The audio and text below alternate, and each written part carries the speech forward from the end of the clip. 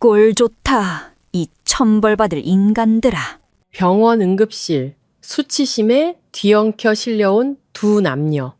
한 명은 내 남편, 그리고 다른 한 명은 시아주버님의 아내였다. 그들은 내가 그저 힘없는 간호사이자 자기들 마음대로 짓밟아도 되는 조용한 며느리인 줄 알았겠지. 하지만 그들은 몰랐다. 이 추악한 집안을 파멸시킬 모든 증거를 바로 내가 쥐고 있다는 거를. 오늘 밤 이 응급실은 그들의 심판대가 될 것이고 판결을 내리는 건 바로 내가 될 것이다. 이 통쾌한 복수극의 서막이 궁금하시다면 지금 바로 구독과 좋아요를 눌러주세요. 한순간도 놓치지 마십시오. 마음 정거장에 오신 여러분을 환영합니다. 이제 이 모든 것이 어떻게 시작되었는지 제 이야기를 들려드리겠습니다. 그날 병원 야간 근무 중 저는 위독한 상태로 구급차에 실려온 제 남편과 형님을 마주했습니다. 그곳이 서로에게 단단히 붙어버린 끔찍한 모습으로요. 저는 비웃었습니다. 꼴 좋다고. 새벽 1시가 다 된 시간, 응급실은 여전히 환했습니다. 고혈압 환자의 마지막 진료 기록을 쓰고 있을 때 구급차 사이렌 소리가 밤의 정적을 날카롭게 갈랐습니다. 늘 듣던 소리였지만 그날 밤 따라 심장이 한 번 더 쿵 하고 내려앉았습니다. 구급차 문이 열리고 구급대원 2명이 소리쳤습니다. 서둘러요. 특이 케이스입니다. 환자들은 얇은 담요 한 장에 몸이 뒤엉킨 채 공황 상태로 실려 내려왔습니다. 당직 의사가 힐끗 보더니 즉시 소리쳤습니다. 복상사 의심, 아드레날린 준비하고 심장 모니터링 즉시 시작해. 저는 이동 침대를 밀어 처치실로 들어갔습니다.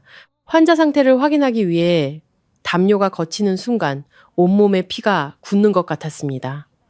창백하게 질린 남자는 제 남편 이강우였습니다. 그리고 손으로 얼굴을 가리려 애쓰는 머리가 헝클어지고 눈이 새빨개진 여자는 최유라, 제 형님이었습니다. 두 사람은 말하지 않아도 무슨 상황인지 알 수 있는 자세로 뒤엉켜 있었습니다. 응급실 전체가 1초간 정지했다가 다시금 긴급한 의료 절차에 따라 분주해졌습니다. 강우는 비 오듯 땀을 흘렸고 입술은 파랗게 질려 심장이 마구 요동쳤습니다. 심박수 모니터가 삐삐 소리를 내며 다급하게 울렸습니다. 유라는 흐느끼며 공황에 빠진 목소리로 말했습니다. 의사 선생님, 저 사람 먼저 살려주세요. 곧 기절할 것 같아요. 그 말을 듣는데 심장이 아파왔습니다. 저 남자는 저희 조상님들 위패 앞에서 제 손을 잡고 평생 지켜주겠다고 맹세했던 남자였습니다. 그런데 지금 그는 자신의 형님과 함께 가장 치욕스러운 모습으로 제 앞에 누워 있었습니다. 과장님이 제게 다가와 말했습니다. 박 선생, 맥박하고 혈압 계속 체크하고 근위 환자 준비해. 저는 직업적인 반사신경으로 고개를 끄덕였습니다. 주사기를 든 손은 차갑게 식어 있었습니다. 복상사 케이스는 수없이 봐왔습니다. 대부분 과도한 흥분으로 심장마비나 근육 경련을 일으키는 나이든 남자들이었죠. 하지만 그 환자가 제 남편일 거라고는 상상도 못했습니다. 의사들이 처치하는 동안 강우는 잠시 정신을 잃었다가 다시 깨어났습니다. 그의 눈빛은 공포와 수치심, 그리고 애원으로 가득 차 있었습니다. 그는 입을 더듬거렸습니다. 민서야, 미안해.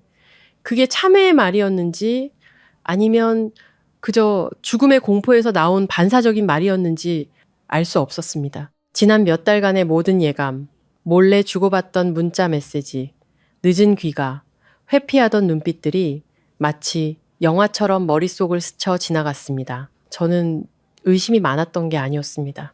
그저 스스로를 속이려 애썼을 뿐이었죠.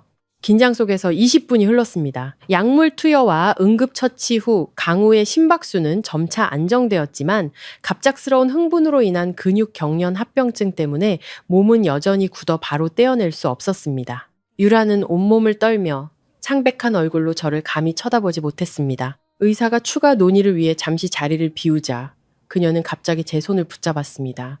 목소리는 갈라져 있었습니다. 민서야, 제발 아무에게도 말하지 말아줘. 내가 잘못했어. 내가 빌게. 저는 손을 뿌리쳤습니다. 태어나 처음으로 형님을 그렇게 낯선 눈으로 쳐다봤습니다. 저를 동설아 부르며 한 식탁에 앉고 약을 사다 달라고 부탁하던 그 여자가 이제는 자신의 잘못을 비밀로 해달라며 애원하고 있었습니다. 그제야 깨달았습니다. 지난 시간 동안 가장 무시당했던 사람은 바로 나였다는 것을. 강우가 고통에 찬 신음을 흘렸습니다. 그는 마지막 희망이라도 붙잡듯 저를 쳐다봤습니다. 아마 제가 마음이 약해져서 가족의 체면을 지켜줄 거라고 생각했겠죠. 하지만 그날 밤 저는 더 이상 참고 사는 아내가 아니었습니다. 저는 임무를 수행 중인 간호사였고 가장 적나라한 진실을 목격한 한 여자였습니다. 저는 그들을 똑바로 쳐다보며 얼음장처럼 차가운 목소리로 말했습니다. 두 사람을 이렇게 만든 건 내가 아니에요. 이건 천벌이에요. 그 말은 크지 않았지만 두 사람을 침묵시키기엔 충분했습니다. 유라는 소리 내어 울기 시작했고 강우는 고개를 돌렸습니다. 그의 두 손이 가늘게 떨렸습니다. 복도 밖에서는 몇몇 간호사들이 수군거렸습니다. 이런 종류의 소문은 병원 안에서 오래 숨길 수 없죠. 작은 실수 하나만으로도 이 이야기는 바람을 만난 불길처럼 퍼져나갈 것을 알았습니다. 하지만 저를 가장 아프게 한 거는 세상의 손가락질이 아니라 바로 눈앞의 현실이었습니다. 제가 절대적으로 믿었던 남자가 바로 우리 집에서 제 형님과 함께 저를 배신할 수 있었다라는 사실이요. 의사가 돌아와 그들을 별도의 병실로 옮겨 추가 관찰하고 사람들의 이목을 피해야 한다고 알렸습니다. 저는 진료 기록에 서명했습니다. 한 글자 한 글자 떨림 없이 또렷하게 직업은 제게 냉정함을 강요했고 아마 그 냉정함 덕분에 저는 그 자리에서 무너지지 않을 수 있었습니다. 그날 밤 저는 울지 않았습니다.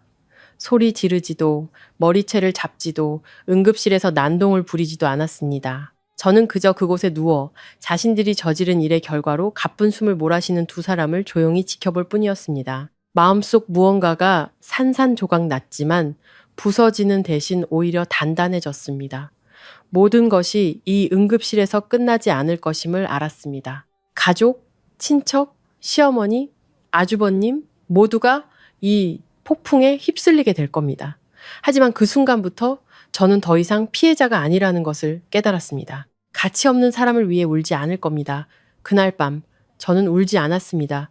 그저 계산을 시작했을 뿐입니다. 그날 야간 근무가 끝난 후에도 순간순간 구급차 사이렌 소리가 귓가에 맴도는 것 같았습니다. 하지만 제가 강우와 유라를 보고도 즉시 무너지지 않은 이유를 이해하려면 제가 그 집에 처음 발을 들였던 날들로 거슬러 올라가야 합니다. 제가 그저 착하게만 굴면 모든 것이 평화로울 거라고 믿었던 그 집으로 말입니다. 저는 막 졸업한 신참 간호사 시절에 강우를 만났습니다. 월급도 적고 매일 병원에서 정신없이 뛰어다니다 자취방에 돌아오면 잠들기 바빴죠.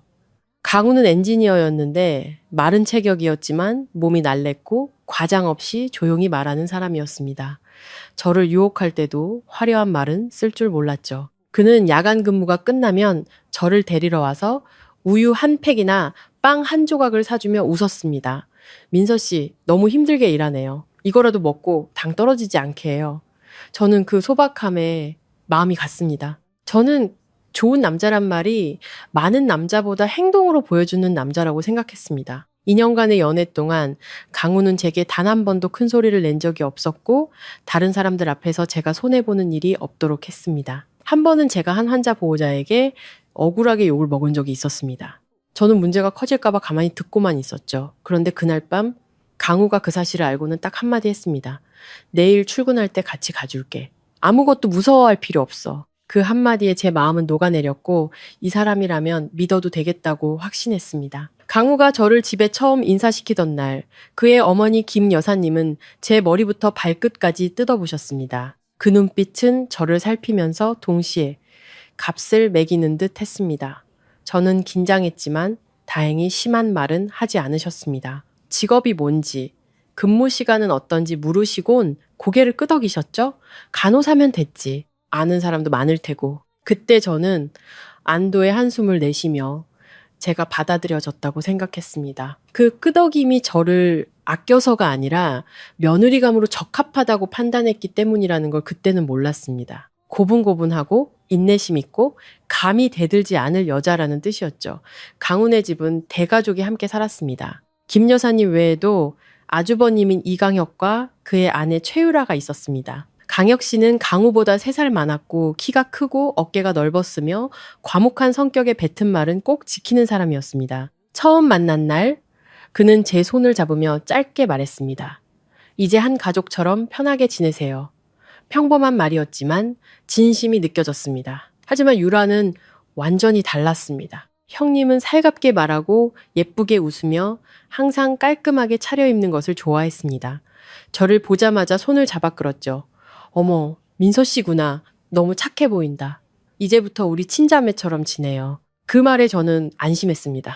시집살이에서 가장 무서운 게 동서지간의 불화니까요. 하지만 함께 살아보니 그 집에는 모두가 암묵적으로 따라야 하는 보이지 않는 서열이 있다는 것을 알게 되었습니다. 강우는 가장 사랑받는 아들이었습니다. 김 여사님은 강혁 씨보다 강우의 이름을 더 자주 불렀고 다른 누구보다 강우를 더 많이 칭찬했습니다. 어느 날 식사 시간에 어머니는 가장 맛있는 갈비찜 한 조각을 강우의 밥그릇에 올려주며 말했습니다. 우리 강우가 참 똑똑해. 나중에 이 집안 기둥이 될 거야. 강우는 익숙한 칭찬인 듯 웃었습니다. 반면 강혁 씨는 그 자리에 앉아 마치 가족 이야기에서 자신이 겉도는 사람이라는 사실에 익숙해진 듯 조용히 나물만 집었습니다. 저는 작은 일 하나를 목격하고는 그 기억을 잊을 수 없었습니다. 그날 강혁 씨는 늦게 퇴근했는데 온종일 공사장에서 험한 일을 했는지 옷에 먼지가 가득했습니다. 그가 자리에 앉자마자 김 여사님이 미간을 찌푸렸습니다. 제대로 된 일 좀 하라고 했잖니. 맨날 그렇게 지저분하게 하고 다니고. 강혁 씨는 그저 대답했습니다. 일하다 온 건데요, 어머니. 김 여사님은 흥소리를 내더니 강우를 향해 부드러운 목소리로 말했습니다. 우리 아들 생선 좀 더 먹어라. 엔지니어도 피곤한 일이지. 저는 옆에 앉아 그 말을 들으며 마음이 무거워졌습니다. 그때 깨달았습니다. 이 집의 사랑은 공평하게 나뉘지 않고 한 사람에게만 집중된다는 것을, 그리고 다른 사람은 위로받지 못한 채 살아가는 법을 스스로 터득해야 한다는 것을요. 유라는 그 편애를 가장 민감하게 감지하는 사람이었습니다. 그녀는 시어머니에게 자주 웃고 교묘하게 아첨하며 선물과 약을 사다 드렸습니다. 어른들이 좋아할 만한 방식으로 김 여사님을 돌봤죠. 김 여사님은 그런 유라를 더욱 아꼈습니다. 유라가 무슨 요리를 하든 김 여사님은 식사를 마치고 늘 칭찬했습니다. 우리 큰 며느리는 참 싹싹해. 철없는 애들이랑은 다르지. 그러고는 저를 힐끗 쳐다보며 무언의 압박을 주었습니다. 저는 갓 시집 왔으니 배워야 한다고 생각하며 참았습니다. 하지만 어느 날 우연히 들은 한마디에 온몸에 소름이 돋았습니다. 그날 저는 일찍 퇴근했습니다. 집에 들어서자 부엌에서 김 여사님과 유라가 이야기하는 소리가 들렸습니다. 김 여사님의 목소리가 낮게 깔렸습니다. 만약 네가 옛날에 강우를 먼저 만났더라면. 저는 문 앞에서 멈춰섰습니다. 유라는 몇 초간 침묵하더니 작게 웃었습니다. 반은 농담, 반은 진담인 듯한 웃음소리였죠. 제가 부엌으로 들어서는 순간 두 사람은 즉시 목소리를 바꿨습니다. 김 여사님은 저를 보며 물었습니다. 왔니 얘? 손 씻고 밥 먹어라. 유라는 아무 일 없었다는 듯 환하게 웃었습니다. 동서, 딱 맞춰 왔네. 내가 방금 국 끓였어. 저는 그 자리에 서서 제가 잘못 들은 것 같은 기분이었습니다. 하지만 만약 옛날에라는 그 말은 계속 머릿속을 맴돌았습니다. 저는 스스로를 안심시켰습니다. 그냥 하신 말씀일 거야. 내가 너무 예민한 거겠지. 시집 온 지 첫 몇 달간 저는 계속해서 며느리의 도리를 지키려 노력했습니다. 늦게 퇴근하면 다음날 일찍 일어나 아침을 준비했고 주말에는 청소와 빨래를 했습니다. 강우도 아내를 아끼는 척은 했습니다. 제가 설거지하는 거를 보고는 내가 해줄게 라고 말하기도 했죠. 하지만 제가 기뻐하기도 전에 김 여사님이 끼어들었습니다. 남자는 큰일을 해야지 여자가 하는 자질구레한 일에 끼어들지 마라. 강우 버릇 나빠진다. 강우는 어머니 말을 듣고는 그만두었습니다. 저는 옛날 시어머니들은 다 저렇다고 생각하며 반박하지 않았습니다. 유라는 제 방에 물건을 빌리러 자주 왔습니다. 핸드크림을 빌리기도 하고 머리핀을 빌리기도 하고 때로는 제 외투를 빌리기도 했죠. 그녀는 물건을 빌려가면서 늘 칭찬했습니다. 우리 동서 정말 착하다. 내가 그래서 동서를 아끼잖아. 하지만 가장 이상한 점은 그녀가 제 앞에서 강우를 자주 칭찬했다는 것입니다. 마치 농담인 척하면서 은근히 비교하는 듯한 칭찬이었죠. 한 번은 제가 옷을 개고 있는데 유라가 문에 기대어 콘센트를 고치는 강우를 보며 말했습니다. 동서는 정말 복받았네. 남편이 손재주도 좋고 책임감도 있고 어떤 사람들은 결혼하고 나서야 잘못된 선택을 했다는 걸 알거든.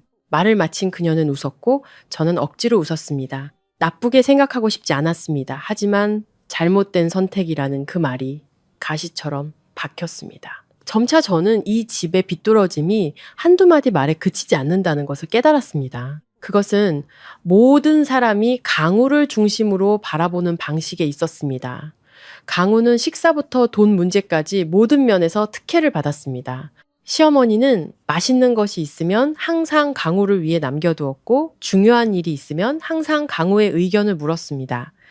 반면 강혁 씨는 일을 많이 하고 돈도 많이 벌어왔지만 여전히 촌스럽고 서투르며 말주변이 없다고 여겨졌습니다. 유라는 그 흐름을 교묘하게 따라가며 사랑받는 사람 곁에 바짝 붙어 있었습니다. 마치 그곳이 가장 안전한 자리인 것처럼요. 그리고 저는 이 집에 새로 들어와 어떻게든 어울리려 애썼지만 애쓸수록 이미 각본이 정해진 연극의 구경꾼이 된 기분이었습니다. 한 번은 강우 옆에 누워 작게 물었습니다. 오빠 어머님이 오빠랑 아주버님을 비교하는 것 같지 않아?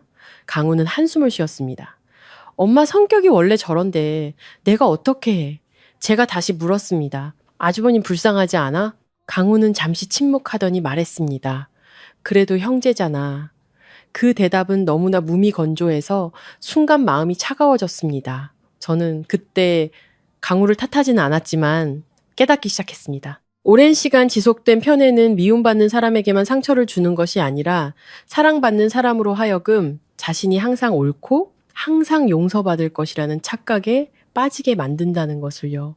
그리고 저는 그 편애와 그 눈 감아주는 태도가 이 집안에서 은밀하게 잘못된 관계를 키워왔다는 것을 미처 몰랐습니다. 결국 어느 야간 근무 날 밤 모든 것이 가장 치욕스러운 방식으로 터져버릴 때까지는요. 모든 것이 달라지기 시작한 것은 제가 야간 근무를 마치고 새벽녘에 집에 돌아왔을 때 집안의 불이 여전히 켜져 있던 날들부터였습니다. 처음에는 시어머니가 연세가 많아 잠을 못 주무시거나 강우가 저를 기다리느라 깨어있는 줄 알았습니다. 하지만 시간이 갈수록 그 불빛은 불길한 징조처럼 반복되었습니다. 어느 날은 대문을 열자마자 부엌에서 작은 말소리가 들렸습니다. 집안에 있는 사람 외에는 들리지 않을 만큼 작은 속삭임이었죠. 저는 몇 초간 멈춰 섰고 그 소리는 누군가 버튼을 누른 것처럼 갑자기 뚝 끊겼습니다. 제가 안으로 들어갔을 때 시어머니는 식탁에 태연하게 앉아 계셨고 유라는 마치 방금 물을 따랐다는 듯이 컵을 들고 부엌에서 천천히 걸어 나왔습니다. 유라가 웃으며 말했습니다. 동서 왔어? 내가 생강차 한 잔 타줄게. 야간 근무하면 춥잖아. 말은 다정했지만 마치 제가 막 시작되려던 대화에 끼어든 것 같은 찜찜한 기분이 계속 저를 따라다녔습니다. 그러다 문자 메시지 사건이 터졌습니다. 강우는 원래 휴대폰에 매달리는 사람이 아니었습니다. 그는 엔지니어였고 퇴근 후에는 보통 밥을 먹고 뉴스를 보거나 구석에서 선풍기나 콘센트를 고치곤 했죠. 그런데 그 무렵부터 자정이 가까워지면 그의 휴대폰 화면이 자주 켜졌습니다. 그는 재빨리 힐끗 보고는 화면을 끄고 고개를 돌렸습니다. 제가 누가 문자 보냈어? 라고 물으면 그는 짧게 대답했습니다. 아마 고객이 부품 물어보는 거겠지. 하지만 문자는 항상 이상한 시간에 왔습니다. 새벽 1시, 새벽 2시 제가 야간 근무를 하는 날에만 꼭 그랬죠. 저는 주의 깊게 살피기 시작했습니다. 휴대폰 화면이 켜질 때마다 그의 눈빛에는 무언가 당황한 기색이 서려 있었습니다. 제가 화낼까봐 당황하는 것이 아니라 누군가 건드리지 않았으면 하는 무언가를 숨기는 사람의 당황함이었죠. 한 번은 환자 상태가 안정되어 교대 근무가 일찍 끝나 평소보다 일찍 퇴근한 적이 있었습니다. 방에 들어가 보니 강우가 자고 있었고 휴대폰은 베개 바로 옆에 놓여 있었습니다. 그때 마침 화면이 켜지며 최유라 형님이라는 이름이 떴습니다. 저는 남편의 휴대폰을 훔쳐보는 습관은 없었지만 그 이름은 마치 누군가 제 손을 붙잡는 것처럼 저를 멈추게 했습니다. 메시지는 단 한 줄이었습니다. 아, 나 너무 외로워. 저는 그 메시지를 읽고 온몸이 불타는 것 같았습니다. 강우는 답장하지 않았지만 메시지는 그대로 남아 있었습니다. 그가 지우지 않았다는 뜻이었죠. 그 순간 저는 바로 배신을 떠올리진 않았습니다. 그저 어둡고 흐릿한 무언가가 우리 집 안으로 기어 들어오고 있다는 것을 느꼈을 뿐입니다. 저는 휴대폰을 내려놓고 남편 옆에 누웠지만 잠을 이룰 수 없었습니다. 그의 규칙적인 숨소리를 들으며 스스로에게 물었습니다. 그저 형님이 외로워서 그런 거라면 왜 하필 시동생에게 그런 문자를 보냈을까? 그 후 며칠 유라의 행동도 교묘하게 변했습니다. 전에는 단정하게 옷을 입고 조심스럽게 말했지만 강혁 씨가 장기 출장을 갈 때마다 유라는 얇은 옷이나 목이 깊게 파인 잠옷을 입고 집안을 돌아다녔습니다. 마치 집에 남자가 아무도 없는 것처럼요. 어느 날 퇴근해 보니 유라가 부엌에 서 있었습니다. 머리를 풀어헤치고 속이 비칠 만큼 얇은 잠옷을 입고 있었죠. 강우는 의자에 앉아 국그릇을 들고 있었지만 눈은 바닥을 향하고 얼굴은 붉어져 있었습니다. 제가 아무렇지 않은 척 말했습니다. 집에 남자도 있는데 형님 그렇게 입으면 춥지 않으세요? 유라는 작게 웃었습니다. 어머, 난 익숙해. 방에서도 이렇게 입는데 그리고 신경 쓸 사람도 없잖아. 신경 쓸 사람도 없다는 그 말은 제 인식에 따기를 날리는 것 같았습니다. 그녀는 저를 무엇으로 생각하는 걸까요? 아니면 아예 사람 취급도 하지 않는 걸까요? 저는 강우와 이야기해보기로 했습니다. 소란을 피우지 않고 그저 부부가 나란히 누웠을 때 조용히 물었습니다. 오빠, 형님이 그렇게 늦은 밤에 문자 보내는 거 괜찮은 것 같아? 강우는 벌떡 일어나며 미간을 찌푸렸습니다. 너 또 이상한 생각하는구나. 그냥 형님이 심심해서 시시콜콜한 거 물어본 거야. 제가 다시 물었습니다. 나 너무 외로워라고 보내는 것도 시시콜콜한 거야? 강우는 잠시 침묵하더니 언성을 높였습니다. 민서야, 의심 좀 그만해. 네가 야간 근무를 너무 많이 해서 머리가 이상해진 거 아니야? 그가 처음으로 제게 그렇게 짜증 섞인 목소리로 말했습니다. 저는 얼어붙었습니다. 그가 화내는 것이 두려운 게 아니었습니다. 마치 제가 질문을 한 것이 잘못이라는 듯 모든 책임을 제게 떠넘기는 그의 방식이 두려웠습니다. 저는 그 일을 시어머니께 조심스럽게 말씀드렸습니다. 그저 집안의 거리를 유지하도록 주의를 주시길 바랐을 뿐입니다. 그런데 김 여사님은 단칼에 잘라 말했습니다. 우리 아들은 절대 그런 짓 안 해. 병원에서 배운 버릇으로 남편 의심하지 마라. 저는 그 말을 듣고 숨이 막혔습니다. 어머니 눈에는 강우는 항상 깨끗했고 저는 그저 의심 많은 며느리일 뿐이었습니다. 그녀는 제 등골을 오싹하게 만드는 한마디를 덧붙였습니다. 이 집안 조용히 잘 지내고 있는데 네가 시끄럽게 만들면 네 복을 네가 차는 거야. 제가 제 복을 찬다고요? 어떤 복을요? 제가 모든 구석에서 소외당하고 있는데 말입니다. 제가 정말로 경계심을 갖게 된 것은 비가 오는 어느 날 밤이었습니다. 그날 저는 응급 환자가 몰려 늦게 퇴근한다고 연락했습니다. 하지만 상황이 빨리 정리되어 예상보다 일찍 집에 돌아올 수 있었습니다. 대문을 열자 유라의 방에 불이 켜져 있었고 방문은 살짝 열려 있었습니다. 저는 킥킥거리는 웃음소리와 강우의 낮고 다정한 목소리를 들었습니다. 형제 간의 대화가 아니라 친밀하고 가까운 사이의 목소리였죠. 저는 그 자리에 못 박힌 듯 서서 심장이 쿵쾅거렸습니다. 문을 밀고 들어가자 모든 것이 조용해졌습니다. 유라는 침대에 앉아 있었고 머리는 약간 헝클어져 있었습니다. 강우는 옷장 근처에 서서 에어컨 리모컨을 들고 있었습니다. 유라가 재빨리 말했습니다. 강우가 에어컨 고쳐주러 왔어. 소리가 너무 커서 머리가 아팠거든. 강우는 고개를 끄덕였습니다. 응, 다 고쳤어. 저는 주위를 둘러봤습니다. 에어컨은 정상적으로 작동하고 있었습니다. 그때 제 마음속에 든 감정은 분노가 아니라 그들이 저를 바보 취급하고 있다는 은밀한 굴욕감이었습니다. 그날 이후 저는 무심코 이루어지는 접촉들을 주의 깊게 보기 시작했습니다. 한 번은 유라가 강우에게 수건을 건네주는데 그녀의 손이 그의 손에 평소보다 오래 머물렀습니다. 강우는 바로 손을 빼지 않았고 유라는 그를 형님이 시동생을 보는 것과는 전혀 다른 눈빛으로 쳐다봤습니다. 저는 바로 그곳에 채소 바구니를 들고 서 있었지만 두 사람은 마치 제가 존재하지 않는 것처럼 행동했습니다. 제가 작게 헛기침을 하자 유라가 그제야 놀라며 웃었습니다. 어머, 동서 왔네? 강우는 고개를 돌려 손을 씻는 척 했습니다. 그리고 저를 더욱 소름 끼치게 만든 일이 있었습니다. 집 마당에는 도둑을 막기 위해 CCTV가 설치되어 있었습니다. 평소 카메라는 대문과 현관 모퉁이를 똑바로 비추고 있었죠. 하지만 제가 야간 근무를 하고 돌아온 몇몇 날 카메라의 각도가 틀어져 있거나 렌즈 바로 앞에 작은 천조각이 걸려 있는 것을 발견했습니다. 시어머니께 여쭤보니 바람에 날린 거겠지 라고 말씀하셨습니다. 강우에게 물으니 그는 또 화를 냈습니다.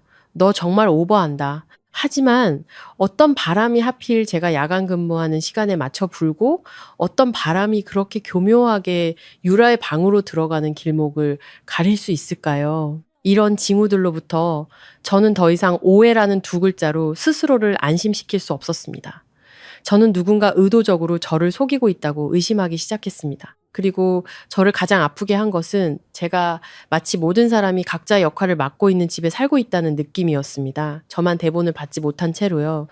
저는 침묵이 화목을 지키는 길이라고 생각했었습니다. 하지만 침묵할수록 보이지 않는 손이 저를 가장자리로 밀어내고 제 눈앞에서 잘못된 무언가가 점점 커져가는 것을 느꼈습니다. 강우가 에어컨 수리를 핑계로 유라의 방에 있는 것을 목격한 이후 저는 더 이상 세상을 순진한 새댁의 눈으로 보지 않게 되었습니다. 저는 더 주의 깊게 관찰하기 시작했습니다. 싸움을 걸기 위해서가 아니라 스스로 눈을 뜨지 않으면 어느 순간 제 인생에서 밀려날 것 같은 위기감을 느꼈기 때문입니다. 저를 소름 끼치게 만든 첫 번째 사실은 시어머니가 겉으로 보이는 것처럼 순진하지 않다는 것이었습니다. 김 여사님에게는 아주 이상한 습관이 있었습니다. 아주버님인 강혁 씨가 장기 출장을 가는 날이면 어머니는 꼭 일을 만들어 저를 집 밖으로 내보냈습니다. 어떨 때는 이웃집에 가서 자질구레한 물건을 사오라고 시켰습니다. 가게는 바로 골목 앞에 있어서 직접 가실 수도 있었는데 말이죠. 어느 날은 이른 아침에 저를 깨우시며 아주 자연스러운 목소리로 말씀하셨습니다. 얘야, 사촌 이모 댁에 가서 제사 음식 좀 전해주고 오렴. 내가 허리가 아파서 시계를 보니 이제 막 6시가 넘은 시간이었습니다. 제사는 정오가 다 되어서야 필요한데 말이죠.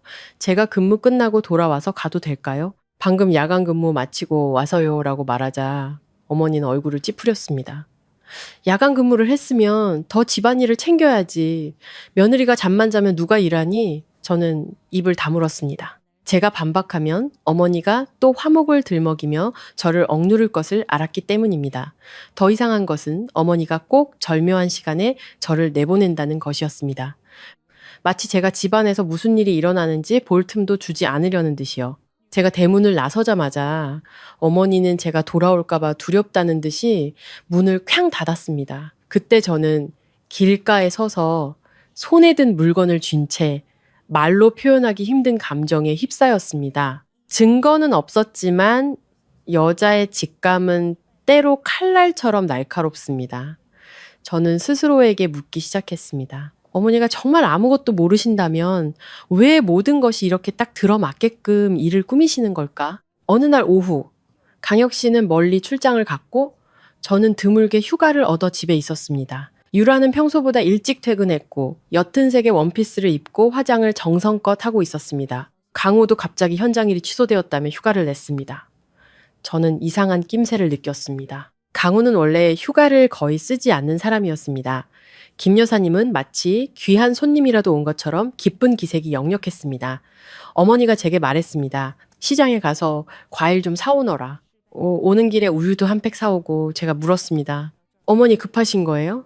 방금 집 청소 끝내서 조금 쉬었다가 가면 안 될까요? 어머니는 언성을 높였습니다.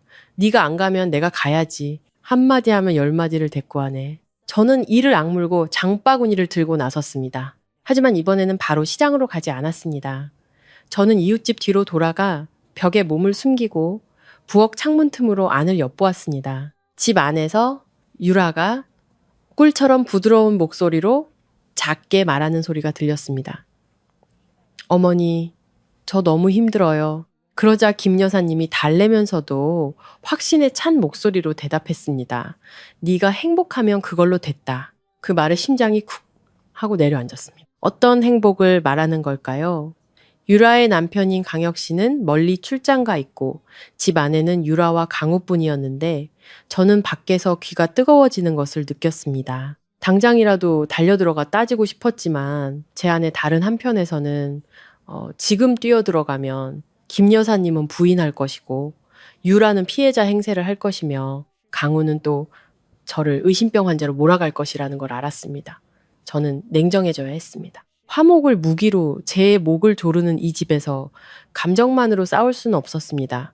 그날 밤 저는 시어머니께 조심스럽게 딱 한마디만 꺼내보았습니다. 어머니 유라 형님이랑 강우 오빠가 좀 지나치게 친한 것 같아요. 저는 최대한 차분하게 작은 목소리로 말했습니다. 김 여사님은 즉시 눈을 부릅뜨며 칼날 같은 목소리로 말했습니다. 이 집 며느리는 함부로 말하는 게 아니야. 한 번만 더 그런 소리 하면 이 집에서 내쫓을 줄 알아. 저는 얼어붙었습니다. 그토록 격한 반응은 죄 없는 사람의 반응이 아니었습니다. 그것은 아픈 곳을 찔린 사람의 반응이었습니다. 어머니는 가르치면서도 위협하는 듯한 한마디를 덧붙였습니다. 시집 온 여자는 화목을 지킬 줄 알아야지. 남들 말에 휘둘려서 제 집을 망가뜨리면 안 돼?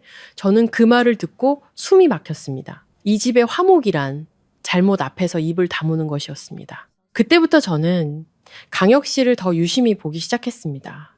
전에는 그가 과묵해서 무심코 지나쳤지만 관찰할수록 그가 유라를 보는 눈빛이 달라졌다라는 것을 알았습니다. 더 이상 아내를 믿는 남편의 눈빛이 아니라 목구멍에 걸린 의심을 억지로 삼키려는 사람의 눈빛이었습니다. 한 번은 강혁 씨가 예고 없이 집에 돌아왔는데 유라가 강우와 함께 거실에 앉아 있었습니다. 두 사람은 휴대폰을 들여다보며 거의 머리를 맞대고 있었죠. 유라는 깜짝 놀라 벌떡 일어나며 억지 웃음을 지었습니다. 언제 왔어요? 강혁 씨는 대답 없이 힐끗 쳐다보고는 곧장 방으로 들어갔습니다. 방문이 평소보다 세게 닫히는 소리가 들렸습니다. 그날 밤 강혁 씨는 저녁을 먹지 않고 마당에 앉아 밤늦게까지 담배를 피웠습니다. 어둠 속을 응시하는 그의 눈빛은 마치 무언가가 그의 속을 갉아먹고 있는 듯 했습니다. 잊을 수 없는 또 다른 순간이 있었습니다. 제가 복도에서 빨래를 널고 있는데 우연히 강혁 씨가 유라의 방문 밖에 서 있는 것을 보았습니다. 그는 들어가지 않고 가만히 서서 귀를 기울이고 있었습니다. 그러더니 천천히 돌아섰습니다. 마치 듣고 싶지 않은 것을 들어버린 사람처럼요. 그가 저를 지나갈 때 그의 눈은 붉었지만 그는 애써 고개를 돌렸습니다. 그때 저는 깨달았습니다. 이상한 낌새를 눈치챈 것은 저뿐만이 아니었습니다. 강혁 씨도 느끼고 있었습니다. 단지 친어머니가 늘 동생 편만 드는 이 집안에서 그가 무엇을 해야 할지 몰랐을 뿐입니다. 전 하루 종일 망설이다가 강혁 씨와 직접 이야기하기로 결심했습니다. 김 여사님이 이웃집에 가시고 유라가 외출하고 강우가 아직 돌아오지 않은 틈을 타 저는 물 2잔을 들고 나가 테이블에 놓으며 작게 말했습니다. 아주버님, 드릴 말씀이 있는데 화내지 마세요. 강혁 씨는 피곤한 눈으로 저를 쳐다봤습니다. 말해봐요. 저는 마른 침을 삼켰습니다. 유라 형님이랑 강우 오빠, 뭔가 이상하지 않으세요? 강혁 씨는 오랫동안 침묵했습니다. 제가 그의 상처를 더 헤집었다고 생각할 만큼 긴 침묵이었죠. 그는 한숨을 내쉬었습니다. 목소리는 오랫동안 비밀을 간직한 사람처럼 쉬어 있었습니다. 의심한 지는 오래됐어요. 하지만 우리 엄마는 절대 내 편을 들어주지 않을 겁니다. 그 말은 마치 망치로 머리를 맞은 듯한 충격이었습니다. 저는 강혁 씨를 바라봤습니다. 처음으로 그가 강인한 남자가 아니라 자기 집에서 버려진 아들로 보였습니다. 그는 천천히 말을 이었습니다. 어릴 때부터 엄마는 강우를 더 예뻐했어요. 걔가 무슨 짓을 해도 감싸줬죠. 반면에 저는 작은 실수만 해도 욕을 먹었어요. 그래서 지금 제가 무슨 말을 해도 엄마는 제가 질투해서 없는 말을 지어낸다고 할 겁니다. 저는 그 말을 듣고 목이 메었습니다. 가장 고통받는 사람이 저뿐만이 아니었다는 것을 깨달았습니다. 강혁 씨도 막다른 길에 몰려 있었습니다. 단지 그는 평생 그 감정을 안고 살아왔고 저는 이제 막 몇 년 맛봤을 뿐이라는 차이만 있었죠. 저는 컵을 잡고 최대한 차분한 목소리로 물었습니다. 그럼 어떻게 하실 생각이세요? 강혁 씨는 저를 쳐다봤습니다. 그 눈빛에는 무력감과 결단력이 동시에 담겨 있었습니다. 가정을 깨고 싶진 않아요. 하지만 바보처럼 살고 싶지도 않습니다. 저는 고개를 끄덕였습니다. 그 순간 저는 한 가지를 분명히 깨달았습니다. 만약 저 혼자 이 집 전체에 맞선다면 그들은 가짜 도덕으로 저를 짓밟을 것입니다. 그들의 가면을 벗기기 위해서는 저 혼자서는 안 됐습니다. 저처럼 편애의 반대편에 서 있는 사람이 필요했습니다. 이 집이 어떻게 거짓으로 돌아가는지 잘 아는 사람. 그 사람은 바로 강혁 씨였습니다. 강혁 씨와 대화를 나눈 후 저는 방으로 돌아왔지만 잠을 이룰 수 없었습니다. 두려워서가 아니라 목구멍까지 차오르는 서러움 때문이었습니다. 저는 참고 지키고 가족이라는 것을 믿으려 애썼습니다. 하지만 결국 제가 받은 것은 회피하는 눈빛과 화목이라는 이름으로 포장된 위협뿐이었습니다. 다음 날 아침, 저는 출근하기 전에 먼저 강혁 씨를 찾아가 작지만 단호한 목소리로 말했습니다. 머리채 잡고 싸우고 싶지 않아요. 그냥 진실을 알고 제대로 끝내고 싶어요. 강혁 씨는 저를 한참 바라보더니 고개를 끄덕였습니다. 저도 마찬가지예요. 소란 피우면 우리 탓으로 돌릴 빌미만 줄 뿐이에요. 가면을 벗기려면 증거가 필요해요. 그날부터 저와 강혁 씨는 최대한 조용히 협력하기 시작했습니다. 집안에 누구도 눈치채지 못하게요. 우리는 평소처럼 식사하고 아무 일 없다는 듯이 인사했습니다. 저는 계속해서 야간 근무를 했고 시어머니가 의심하지 않도록 그분 앞에서는 강우를 오빠라고 불렀습니다. 강혁 씨도 계속 출근했고 여전히 과묵했으며 시어머니가 그를 바보처럼 여기게 내버려뒀습니다. 때로는 그가 안쓰럽게 느껴졌지만 강혁 씨는 씁쓸하게 웃으며 말했습니다. 저들이 나를 무시하게 둬요. 무시당하는 사람이 모든 것을 가장 잘 볼 수 있으니까. 강혁 씨는 카메라를 설치할 장소로 뒤뜰의 창고를 선택했습니다. 그 창고는 거의 사용하지 않았고 낡은 물건, 종이 상자 몇 개, 수리 도구 몇 가지만 쌓여 있었습니다. 시어머니는 먼지가 싫어서 절대 가까이 가지 않았고 유라는 옷이 더러워질까봐 들어가지 않았죠. 강혁 씨가 말했습니다. 마당 카메라는 저들이 가릴 수 있으니 생각지도 못한 곳에 다른 걸 설치해야죠. 그는 비싼 카메라를 사지 않았습니다. 그저 작고 광각 렌즈가 달린 카메라를 들보 위에 높이 설치해 침실로 이어지는 복도를 똑바로 향하게 했습니다. 이제 밤늦게 복도를 지나는 사람은 누구든 화면에 잡히게 됐습니다. 제게 가장 어려운 임무는 남편을 믿는 아내 역할을 하는 것이었습니다. 어느 날 밤 강우가 늦게 들어와도 묻지 않았습니다. 그가 휴대폰을 들고 베란다로 나가도 저는 자는 척했습니다. 한 번은 유라가 제 반응을 떠보려는 듯이 제 앞에서 반은 농담, 반은 진담인 말을 던졌습니다. 그녀가 웃으며 말했죠. 우리 동서 너무 착해서 남편이 어딜 가도 의심 안 할 거야. 저는 가볍게 대답했습니다. 제 남편인데 제가 왜 의심해요? 그렇게 말하고 나니 마음이 도려내는 듯 아팠지만 표정을 유지해야 했습니다. 지금 제가 화를 내면 그들이 즉시 경계할 것이라는 걸 알았기 때문입니다. 증거가 충분하지 않은 상태에서 모든 것을 망칠 수는 없었습니다. 강혁 씨도 연기를 해야 했습니다. 그는 일부러 온 가족에게 며칠간 장기 출장을 간다고 알렸습니다. 김 여사님은 그 소식을 듣고 표정이 좋지는 않았지만 여전히 도덕적인 척 말했습니다. 일하러 가는 거면 가야지. 남자는 가정을 책임져야 하니까. 하지만 저는 그녀의 눈에 스치는 안도감을 똑똑히 보았습니다. 마치 무언가를 위한 길이 열린 것 같았죠. 유라는 아쉬운 척했습니다. 그렇게 오래 가요? 나 혼자 집에 있으면 어떡해요? 강혁 씨는 아내를 보며 무미건조한 목소리로 말했습니다. 집에 어머니도 계시고 강우도 있는데 뭐가 걱정이야? 무심한 척했지만 저만은 그것이 그가 놓은 덫이라는 것을 알았습니다. 우리의 예상대로 강혁 씨가 출장을 간 지 이틀 만에 강우는 유라의 방을 더 자주 드나들기 시작했습니다. 낮에는 눈치를 봤지만 밤이 되자 복도에 그림자가 어른거렸고 카메라는 그 모든 것을 똑똑히 기록했습니다. 어느 날 밤 강우는 몰래 유라의 방문을 열고 들어갔다가 재빨리 닫았습니다. 또 어떤 때는 유라가 물을 마시러 나왔지만 도둑처럼 주위를 살폈습니다. 저는 그 영상을 보며 속이 뒤틀렸지만 아플수록 정신이 더 맑아졌습니다. 그들의 잘못이 한 번의 실수가 아니라 이미 습관이 되었다는 것을 깨달았습니다.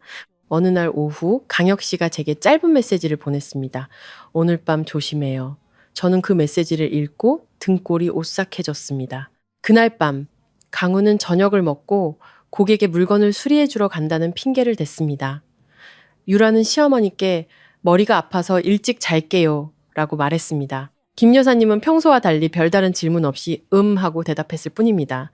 저는 어머니가 제 눈을 피하는 것을 보고 한 가지를 더 깨달았습니다. 어머니는 알고 있거나 적어도 모른 척하고 있다는 것을요. 저는 피곤한 척 일찍 방에 들어간 뒤 조용히 야간 근무를 갈 준비를 했습니다. 집을 나서기 전 저는 부엌에 서 있는 유라를 보았습니다. 그녀는 등을 돌린 채 마치 준비가 다 되었다는 듯이 차키를 흔들고 있었습니다. 그날 밤 강혁 씨의 예상대로 그들은 집에서 멀지 않은 주택가의 한 모텔에서 만났습니다. 강혁 씨는 무모하게 행동하지 않았습니다. 그저 멀리서 그들을 따라가 확인하고 그 순간을 기록해 두었을 뿐입니다. 저는 평소처럼 야간 근무를 했지만 마음은 불안했습니다. 그날 밤 무슨 일이 일어날지 정확히는 몰랐지만 모든 것이 돌이킬 수 없는 지점을 향해 가고 있다는 것만은 알았습니다. 새벽 1시가 거의 다 되었을 때 제가 과에 있는데 휴대폰이 울렸습니다. 모르는 번호였습니다. 저는 바빠서 바로 받지 못했습니다. 몇 분 후 동료 간호사가 뛰어들어와 응급 환자가 이송되고 있다고 알렸습니다. 상태가 아주 이상하다고 했습니다. 제가 무슨 일인지 파악하기도 전에 구급차 사이렌 소리가 울려 퍼졌습니다. 그리고 이야기의 시작에서 들으셨던 것처럼 그 구급차는 제가 가장 보고 싶지 않았던 바로 그 두 사람을 싣고 왔습니다. 강우는 심박이 불규칙하고 얼굴이 창백하며 복상사로 몸이 굳어 있었습니다. 유라는 울면서 떨고 있었고 옷은 흐트러져 있었으며 얼굴을 가리려 했지만 진실을 숨길 수는 없었습니다. 그날 근무가 끝난 후 저와 강혁 씨는 카메라 영상을 다시 확인했습니다. 강혁 씨가 그날 밤에 복도 녹화 영상을 틀자 강우가 제 방을 나와 유라의 방으로 몰래 들어가는 장면, 그리고 그들이 집을 나선 시간에 대한 강혁 씨의 메시지 내용이 응급실 기록과 완벽하게 일치했습니다. 강혁 씨는 오랫동안 조용히 앉아 있었습니다. 두 손은 하얗게 질릴 때까지 꽉 쥐어져 있었습니다. 저는 그가 소리를 지르거나 무언가를 부술 것이라고 생각했지만 그는 그저 길게 한숨을 내쉬었습니다. 목소리는 쉬어 있었지만 차가웠습니다. 이번엔 엄마도 저것들을 구해줄 수 없을 거야. 저는 그 말을 듣고 소름이 돋았습니다. 통쾌해서가 아니라 강혁 씨처럼 온순하고 인내심 강한 남자마저 그런 말을 할 정도라면 그의 마음이 얼마나 깊은 절망의 구렁텅이에 빠졌는지를 알았기 때문입니다. 그리고 저는 흑백으로 깜빡이는 화면을 보며 두 배신자가 자신들의 발로 치욕의 길로 걸어 들어가는 것을 보았습니다. 저는 이를 크게 벌일 필요도, 세상에 소리칠 필요도 없었습니다. 그들 스스로가 비극 속으로 뛰어들었고 그 비극이 저를 대신해 답을 하기 시작했으니까요. 모든 것이 어느 정도 안정된 후 의사는 강우를 심혈관 집중치료실로 옮기도록 했습니다. 그는 여전히 쇠약했고 얼굴은 창백했으며 입술은 말라붙어 숨 쉴 때마다 힘겨워 보였습니다. 의사는 분명히 경고했습니다. 복상사는 단순히 창피한 일이 아니라 재발할 수 있고 심장 박동에 이상이 생길 수 있으며 과도한 흥분이나 스트레스를 받으면 심장이 탔을 수도 있는 실제적인 위험이라고요. 저는 그 말을 들으며 마음이 싸늘하게 식었습니다. 전에는 모르는 환자를 돌보면서도 안타까움을 느꼈는데 지금은 제 남편이 바로 그 자리에 제가 도저히 감당할 수 없는 상황에 놓여 있었습니다. 유라는 별도의 처치실에 남아 근육 손상 여부를 검사받고 심리적 안정을 취해야 했습니다. 그녀는 공황 상태였고 계속해서 몸을 떨었습니다. 제가 지나가는 것을 보자마자 마지막 구명줄이라도 잡으려는 듯이 제 옷소매를 붙잡고 빨개진 눈으로 애원했습니다. 유라는 다급하고 갈라진 목소리로 말했습니다. 민서야, 내가 잘못했어. 내가 바보였어. 제발 가정을 망치지 말아줘. 네가 원하는 건 뭐든지 할게. 저는 제 옷을 붙잡고 있는 그녀의 손을 내려다 보았습니다. 마음속에서 웃음과 굴욕감이 동시에 솟구쳤습니다. 저는 손을 뿌리치고 크지 않지만 또렷한 목소리로 천천히 대답했습니다. 어떤 가정이요? 형님이랑 내 남편이 방금 직접 산산조각 낸 그 가정이요? 유라는 얼어붙었고 입술을 떨며 현행범으로 잡힌 아이처럼 고개를 숙였습니다. 병원에서는 소문이 바람보다 빨리 퍼졌습니다. 저 자신도 그런 경우를 여러 번 목격했기 때문에 잘 알고 있었습니다. 엘리베이터에서 나눈 한마디가 몇 시간 뒤면 과 전체에 퍼졌죠. 그날 밤도 마찬가지였습니다. 제가 추가 비품을 가지러 간호사실을 지날 때 수근거리던 소리가 갑자기 멈췄습니다. 한 젊은 간호사가 저를 보더니 다시 심장집중치료실 쪽을 쳐다봤습니다.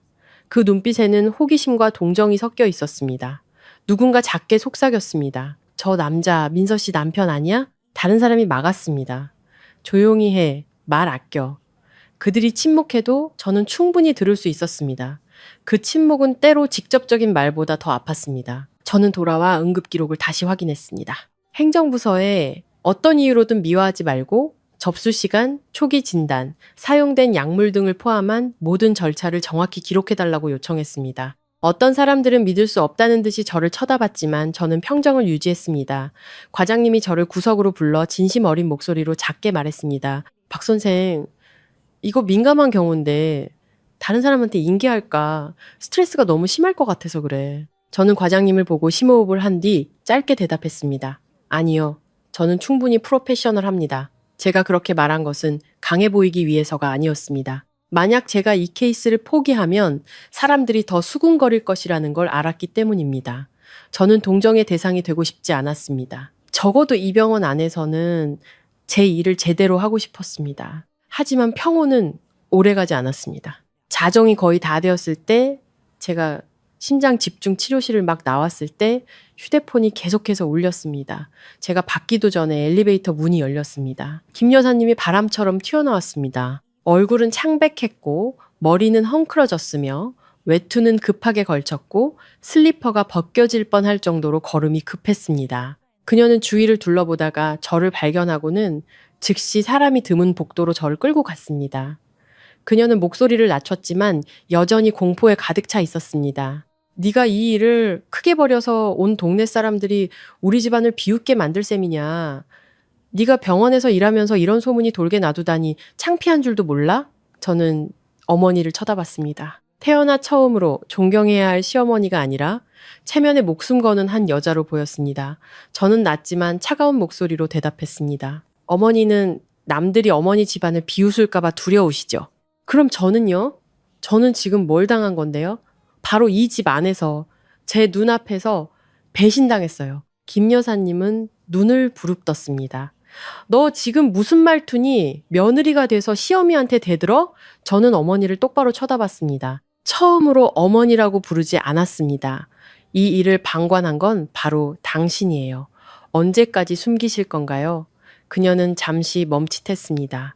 단 한순간이었지만 제가 무슨 말을 하는지 그녀가 이해했다는 것을 확신하기엔 충분했습니다. 만약 그녀가 정말 몰랐다면 놀라고 충격받고 무슨 소리냐고 물었을 겁니다. 하지만 그녀는 마치 미리 준비된 대본이라도 있는 것처럼 목소리와 화제를 바꿨을 뿐입니다. 김 여사님은 즉시 책임을 전가했습니다. 전부 저 유라년 때문이야. 걔가 시동생을 꼬드겼어. 그런 여자는 쫓아내야 해. 집에서 쫓아내야 한다고. 우리 강우는 남자가 마음이 약해서 잠시 흔들렸을 뿐이야. 저는 그 말을 듣고 비웃음이 나왔지만 소리내어 웃지는 못했습니다. 저는 어머니의 수를 즉시 알아차렸습니다.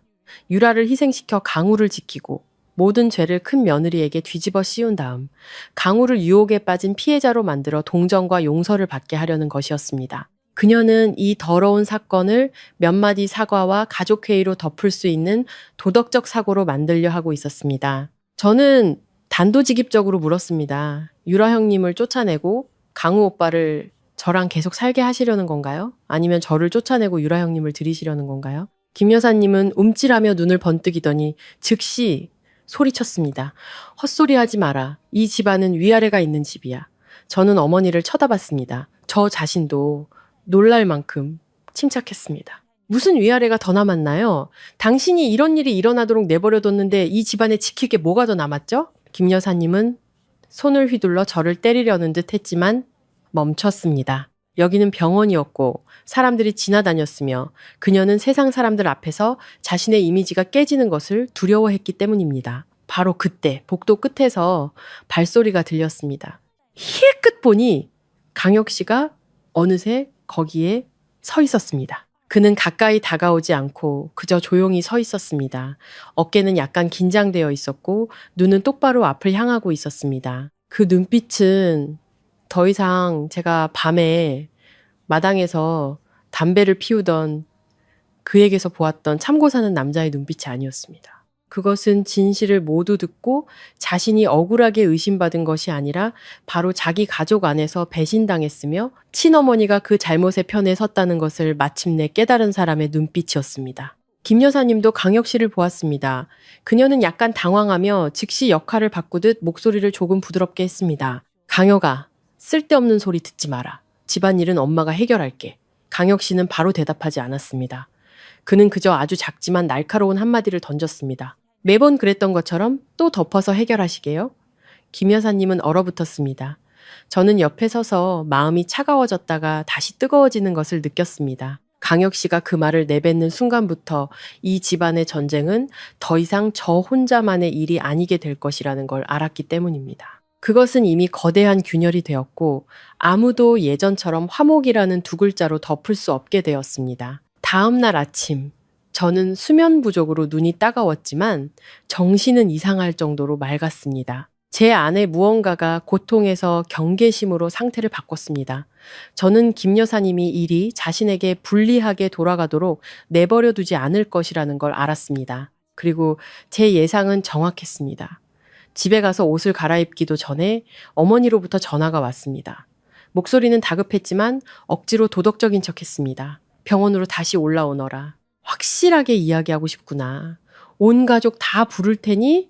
저는 그 말을 듣고 짧게 네 라고 대답했습니다. 이것이 진실을 찾기 위한 대화가 아니라 상황을 정리하기 위한 쇼라는 것을 알았기 때문입니다. 가족회의는 병원 보호자 대기실에서 열렸습니다. 조금만 크게 말해도 지나가는 사람들이 다 들을 수 있는 곳이었죠. 저는 김 여사님이 장소를 선택한 방식을 보고 소름이 돋았습니다. 그녀는 사람이 많은 것을 이용해 제가 체면과 소문을 두려워하여 말을 아끼도록 압박하려 했습니다.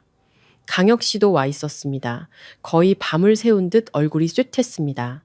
유라는 한쪽 구석에 앉아 있었는데 머리는 헝클어지고 눈은 퉁퉁 부어 있었으며 마치 칼이라도 든 사람을 보는 것처럼 모두를 두려워했습니다. 강우는 집중치료실에 누워 있었고 의사가 짧은 면회만 허락했기 때문에 김 여사님은 계속해서 왕복했습니다. 아들을 보러 들어갔다가 다시 나와 지시를 내렸죠. 김 여사님이 서론 없이 시작했습니다. 그녀는 중앙에 서서 마치 친척들 앞에서 성명서를 발표하는 것처럼 또렷한 목소리로 말했습니다. 모든 일은 저 유라년이 방정 맞아서 생긴 일이다. 걔가 천인공노할 짓을 저질렀어. 우리 강우는 그저 남자가 마음이 약해서 잠시 흔들렸을 뿐이야. 저는 그 말을 듣고 거의 웃음이 터질 뻔했습니다. 그녀는 그 말을 아주 매끄럽게 했습니다. 미리 준비해 왔다는 것이 분명했습니다. 마치 밤새 잠도 안 자고 대본을 쓴 사람처럼요. 고개를 숙이고 있던 유라가 갑자기 울음을 터뜨리며 막다른 길에 몰린 사람처럼 소리쳤습니다. 어머니 어떻게 그렇게 말씀하실 수 있어요? 어머니가 저한테 그녀의 말은 중간에 끊겼고 그 순간 분위기는 얼어붙었습니다. 저는 김 여사님의 눈이 번뜩이는 것을 보았습니다. 놀란 눈빛이 아니라 날카로운 경고의 눈빛이었습니다. 유라는 마치 보이지 않는 끈에 목이 졸린 것처럼 즉시 입을 다물었습니다. 저는 등골이 오싹해졌습니다. 김 여사님은 유라가 감히 말을 끝내지 못하게 할 만큼 그녀의 어떤 비밀을 쥐고 있는 것이 분명했습니다. 강혁 씨가 벌떡 일어났습니다. 목소리는 쉬었지만 단호했습니다. 어머니, 언제부터 알고 계셨어요? 김 여사님은 눈을 부릅뜨며 돌아섰습니다.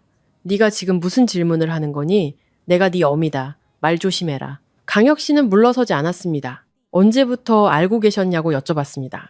김 여사님은 시선을 피하며 한 글자 한 글자 힘주어 말했습니다. 이 집안은 체면을 지켜야 해. 남들 듣는 데서 소란 피우지 마라.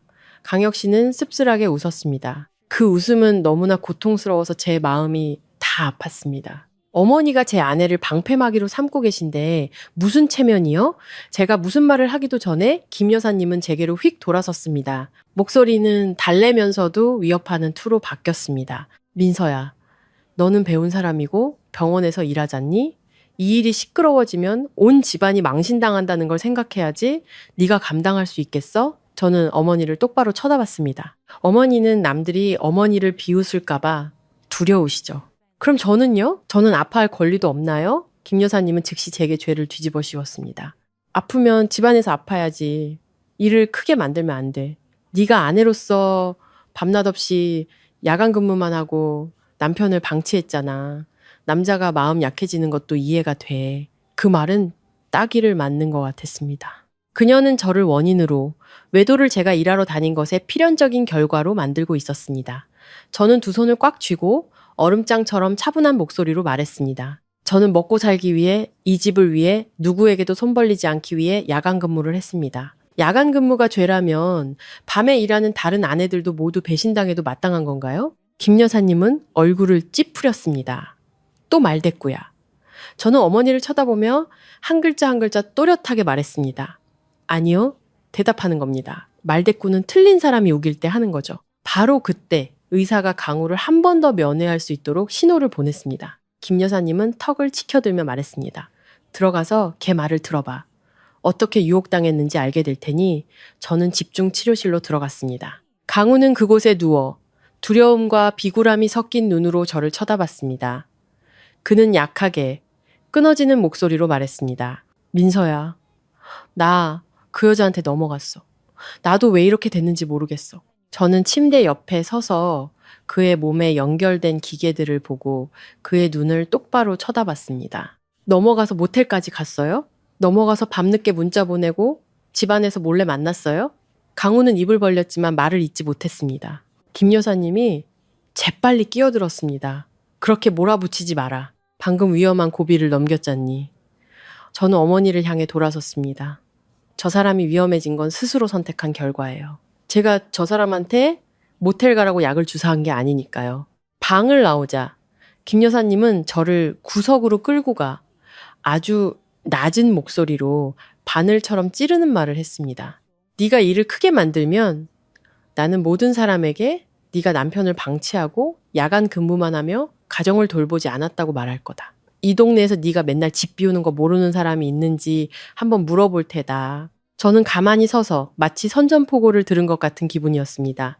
이것은 더 이상 시어머니가 며느리를 훈계하는 것이 아니었습니다. 아들을 구하기 위해 제 명예를 죽이려는 한 여자의 모습이었습니다. 강혁 씨는 더 이상 참지 못하고 대기실 테이블을 세게 내리쳤습니다. 쾅 하는 소리에 주위 사람들이 깜짝 놀라 돌아봤습니다. 강혁 씨는 언성을 높였습니다. 그만하세요. 언제까지 덮으실 겁니까? 어머니가 아끼는 아들 구하자고 작은 며느리까지 진흙탕으로 끌어들이실 작정이세요? 김 여사님은 얼굴이 붉어졌습니다. 너 입 다물어. 이 집안이 망하는 꼴을 보고 싶어? 강혁 씨는 어머니를 쳐다봤습니다. 눈이 붉었습니다. 어머니가 잘못된 선택을 한순간부터 이미 망가졌어요.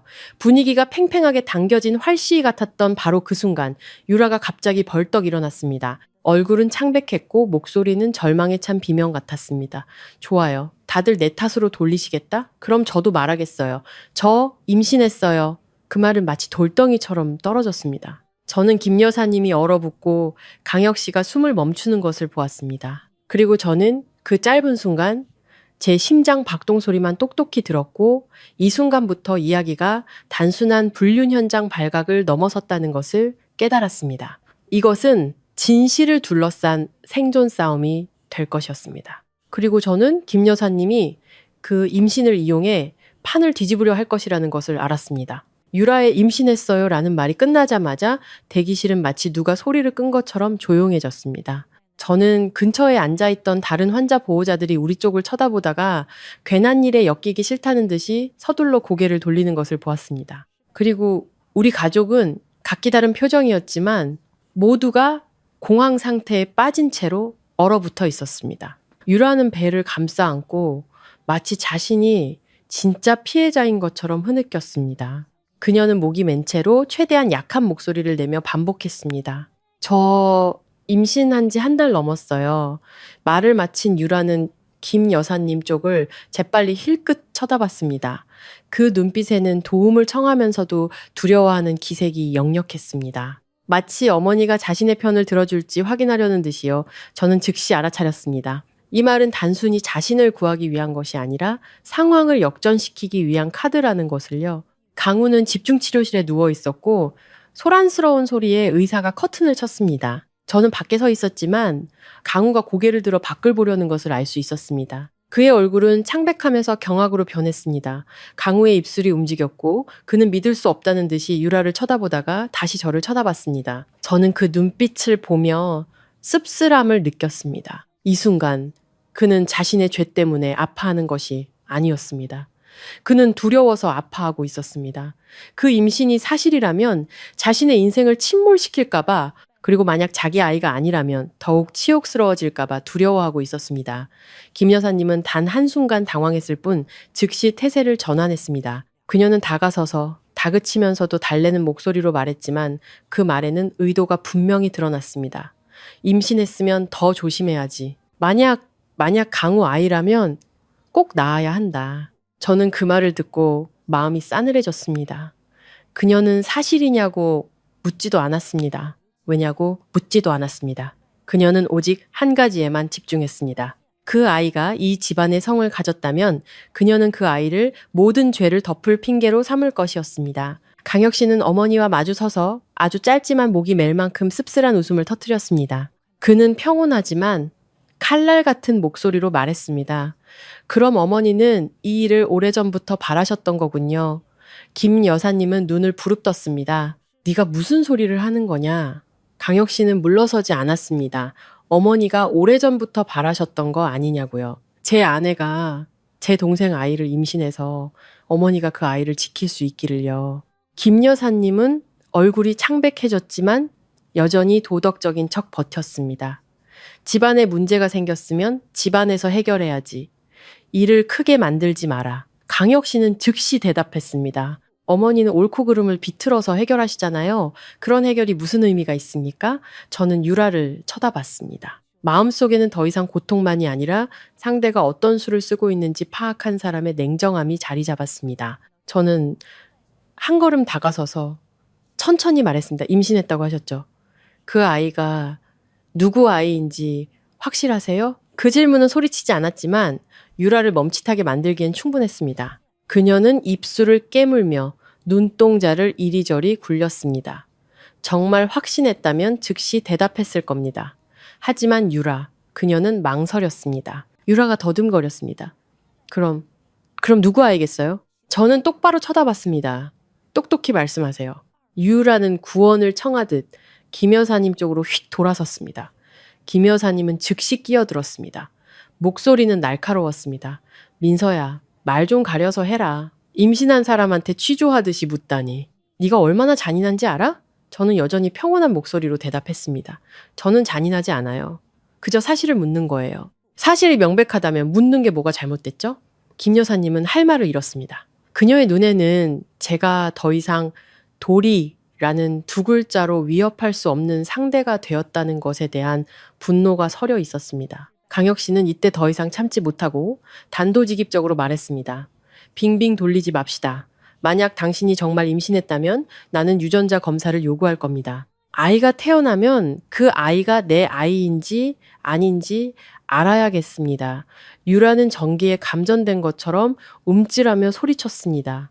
당신 미쳤어요? 나를 의심하는 거예요? 강혁 씨는 씁쓸하게 웃었습니다. 의심한 지는 오래됐어요. 증거가 없었을 뿐이지. 유라는 소리치며 돌아섰습니다. 어머니, 저 사람이 저를 모욕해요. 김 여사님은 폭발했습니다. 그녀는 강혁 씨를 손가락으로 가리키며 병원 전체를 울릴 듯이 소리쳤습니다. 네가 감히 네 아내를 의심해? 네가 남자야? 이 집안 체면 지킬 줄도 몰라? 강혁 씨는 눈이 붉어졌습니다. 어머니가 불륜이라는 죄를 덮기 위해 불확실한 임신을 이용하고 계신데 무슨 체면이요? 김 여사님은 강혁 씨를 때리려는 듯이 손을 들었습니다. 저는 즉시 두 사람 사이에 끼어들어 어머니를 쳐다보며 분명하게 말했습니다. 여기서 아주버님을 때리시면 사람들은 더 이상 체면 때문에 비웃지 않을 거예요. 어머니 때문에 비웃을 겁니다. 분위기는 점점 더 팽팽해졌습니다. 병원 보안 요원들이 우리 쪽을 쳐다보기 시작했습니다. 한 간호사가 다가와 조심스럽게 말했습니다. 보호자님들, 조용히 좀 해주세요. 하지만 김 여사님은 멈추려 하지 않았습니다. 그녀는 제게로 돌아섰습니다. 목소리는 비수 같았습니다. 네가 고상한 척 하지 마라. 네가 야간 근무만 안 했어도 남편 간수만 잘했어도 이런 일은 없었어. 저는 어머니를 쳐다봤습니다. 마음은 아팠지만 목소리는 단호했습니다. 저는 살기 위해 야간 근무를 했고 저들은 배신하기 위해 그런 짓을 했어요. 두 가지를 하나로 섞지 마세요. 유라는 이때 다시 울기 시작했지만 그녀의 눈물은 더 이상 두려움이 아니었습니다. 계획이 막힌 것에 대한 분노였습니다.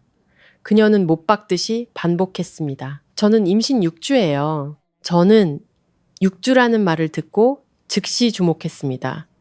유라는 마치 외운 것처럼 너무나 빠르고 매끄럽게 시점을 말했습니다. 제가 반응하기도 전에 집중치료실 침대 쪽에서 약한 목소리가 들려왔습니다. 강우는 간호사의 도움을 받아 머리를 들고 물을 마시고 있었는데 저는 그의 입술이 떨리는 것을 보았습니다. 강우는 작지만 모두가 들을 수 있을 만큼 마치 폭탄처럼 터지는 한마디를 내뱉었습니다. 전 잘 모르겠어요. 그 말이 끝나자마자 김 여사님은 휙 돌아 강우를 쳐다봤습니다. 얼굴은 창백해졌습니다. 유라는 얼어붙었고 눈을 크게 뜨고 입을 벌렸지만 아무 말도 하지 못했습니다. 강혁 씨는 헛웃음을 터뜨렸습니다. 고통으로 가득 찬 웃음이었습니다. 그리고 저는 강우를 보며 마음 한구석이 차갑게 식어가는 것을 느꼈습니다. 만약 강우가 확실하지 않다면 그들 사이에는 배신보다 더 더러운 무언가가 있다는 뜻이었습니다. 혼란, 길게 이어진 실수들, 그리고 어쩌면 김 여사님이 그리려 했던 한 번의 실수가 아니라 오래전부터 키워온 음모일 수도 있었습니다. 저는 그곳에 서서 안에서 울리는 심박수 모니터의 삐삐 소리와 복도 밖을 지나가는 사람들의 소리를 들으며 처음으로 이 싸움이 더 이상 남편의 외도를 목격한 한 아내의 이야기가 아니라는 것을 분명히 깨달았습니다. 이것은 숨기고 옳고 그름을 비틀며 심지어 임신까지도 이용해 자신들이 원하는 것을 지키려는데 익숙해진 한 집안 전체와의 싸움이었습니다. 강우의 전 잘 모르겠어요 라는 말이 나온 후 대기실의 공기는 마치 누가 억누른 것처럼 무거워졌습니다. 김 여사님은 더 이상 소리치지 않고 급히 쇼를 당겨 얼굴 반쪽을 가리고 탈출구를 찾듯 눈을 계속해서 굴렸습니다. 유라는 의자에 주저앉아 배를 감싸 안았지만 눈빛은 텅 비어 있었습니다. 마치 자신이 내놓은 카드가 더 이상 힘이 없다는 것을 깨달은 사람처럼요. 강혁 씨는 벽에 기대서 있었고 얼굴은 돌처럼 굳어 있었습니다. 그리고 저는 제 마음속에 아주 깊은 정적이 찾아오는 것을 느꼈습니다. 마치 폭풍이 마지막 일격을 가하기 전에 숨을 고르는 것 같았죠.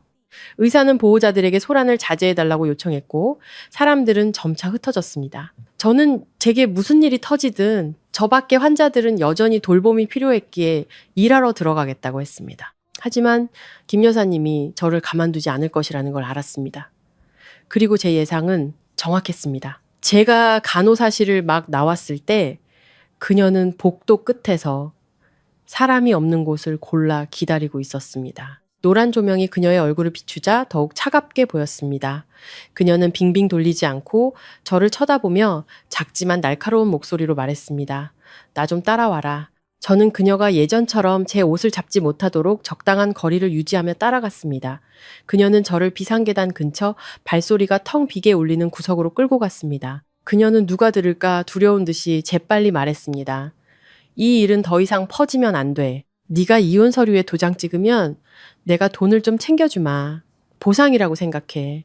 깨끗하고 조용하게 이 집을 떠나. 저는 어머니를 쳐다봤습니다. 마치 시장에서 물건값을 흥정하는 소리를 들은 것 같았습니다. 저는 평온하게 되물었습니다. 제 명예를 돈으로 사시겠다는 건가요? 김 여사님은 미간을 찌푸렸습니다. 무슨 명예가 더 남았니? 얘야, 인생은 조용히 사는 게 제일이야. 그 돈이면 네가 집을 구하고 직장을 옮기고 새로 시작하기에 충분해. 고집 부리지 마라. 저는 고개를 저으며 단호한 목소리로 말했습니다. 저는 제 명예를 팔지 않아요. 김 여사님은 즉시 말투를 바꿨습니다. 더 이상 다정한 척 하지 않았습니다. 그녀는 제 머리부터 발끝까지 훑어보았습니다. 처음 인사드리던 날과 똑같은 눈빛이었지만 이번에는 감추려 하지도 않았습니다. 나는 처음부터 네가 마음에 안 들었다. 너는 강우한테 과분해. 착한 거 하나가 전부인데 착해서 뭘 지킬 수 있겠니? 너는 맨날 일하러 나가고 집안일은 내팽개치고 여자 꼴이 그게 뭐냐. 솔직히 말해서 너는 이 집에 어울리지 않아. 그녀의 한마디 한마디는 제가 오랫동안 의심해왔던 장막을 찢어버리는 것 같았습니다. 저는 단도직입적으로 물었습니다. 빙빙 돌리지 마세요. 그럼 당신이 원했던 사람은 유라 형님이었군요. 김 여사님은 몸이 굳었습니다. 그녀는 대답하지 않았습니다. 하지만 그 침묵과 시선을 피하는 눈빛이 가장 확실한 대답이었습니다. 저는 씁쓸하게 웃었습니다. 기뻐서가 아니라 지난 몇 년간 제가 얼마나 어리석었는지를 깨달았기 때문입니다. 저는 남편과 형님에게만 배신당한 것이 아니었습니다. 저는 처음부터 임시방편으로 잘못 놓인 물건이었고 유라야말로 김 여사님이 마음에 뒀던 사람이었습니다. 저는 어머니를 쳐다보며 천천히 말했습니다. 어머니가 형님을 편애한 건 집안 수준이 맞아서 그런 거죠? 김 여사님은 입술을 꽉 깨물며 굳은 목소리로 말했습니다.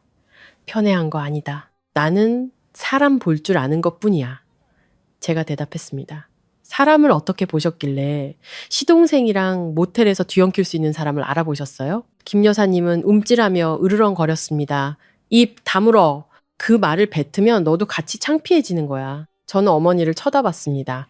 이번에는 더 이상 창피함이 두렵지 않았습니다. 창피함은 잘못한 사람의 몫입니다. 저는 그 몫을 받지 않을 겁니다. 제가 돌아섰을 때 멀지 않은 곳에 강혁 씨가 서 있는 것을 보았습니다. 그가 언제부터 왔는지는 모르겠지만 그의 눈빛은 그가 대부분의 대화를 들었다는 것을 말해주고 있었습니다. 김 여사님이 떠나자 강혁 씨가 다가왔습니다. 목소리는 쉬어 있었습니다. 어머니가 저렇게 말하는 걸 듣고도 아직 참을 수 있어요? 저는 솔직하게 대답했습니다. 더 이상 못 참겠어요. 하지만 모든 것이 왜 이렇게까지 비뚤어졌는지 이해하고 싶어요. 강혁 씨는 몇 초간 침묵하더니 전에는 한 번도 말하지 않았던 사실을 털어놓았습니다. 옛날에 엄마는 유라가 강우랑 결혼하길 바랐어요. 유라가 우리 집 며느리가 되기 전부터 마음에 들어 했죠. 그런데 무슨 일이 생겨서 유라가 저한테 떠밀리듯 시집 오게 됐어요. 저는 강혁 씨를 쳐다봤습니다. 심장이 세차게 뛰었습니다.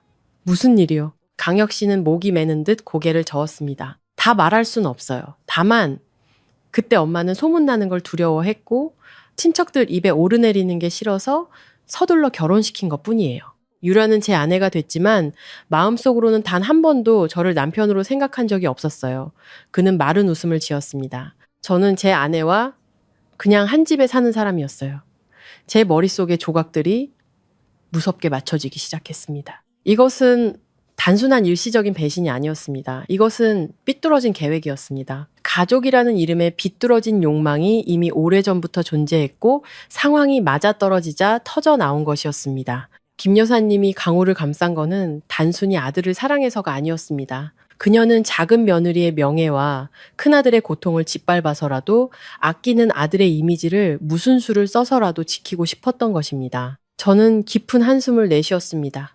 이제 말만으로는 안 된다는 것을 깨달았습니다. 김 여사님 같은 사람에게는 그녀는 끝까지 부인하고 책임을 전가하며 저를 집안을 망친 사람으로 만들 것입니다. 제게는 증거가 필요했습니다. 저는 강혁 씨에게 말했습니다. 제가 가진 모든 걸 지킬 거예요.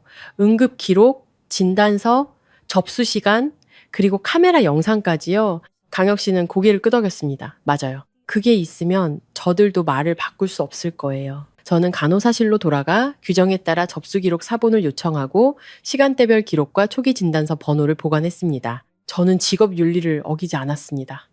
저는 단지 정당한 절차 안에서 진실을 보호했을 뿐입니다. 언젠가 그들이 저를 협박할 때 제가 없는 말을 지어낸 게 아니라는 것을 증명할 무언가가 필요했기 때문입니다. 동시에 강혁 씨에게 창고 카메라 영상과 그들이 그날 밤 집을 나선 증거를 잘 보관해달라고 메시지를 보냈습니다. 그것들은 제가 소문을 내기 위해서가 아니라 말을 비트는 그들의 입에 의해 제가 침몰하지 않기 위함이었습니다. 제가 집중치료실 구역으로 돌아왔을 때 유라는 보이지 않았습니다. 그녀가 앉아있던 의자는 텅 비어 있었습니다.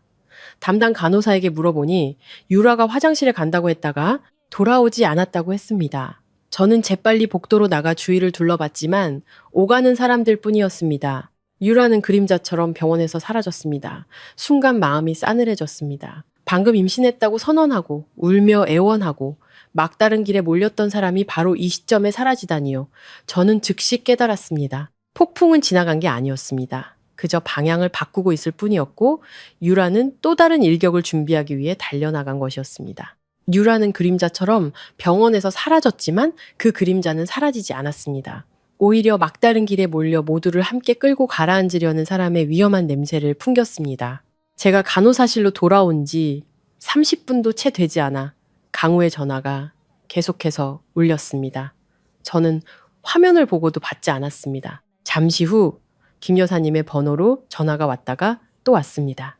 저는 여전히 받지 않았습니다.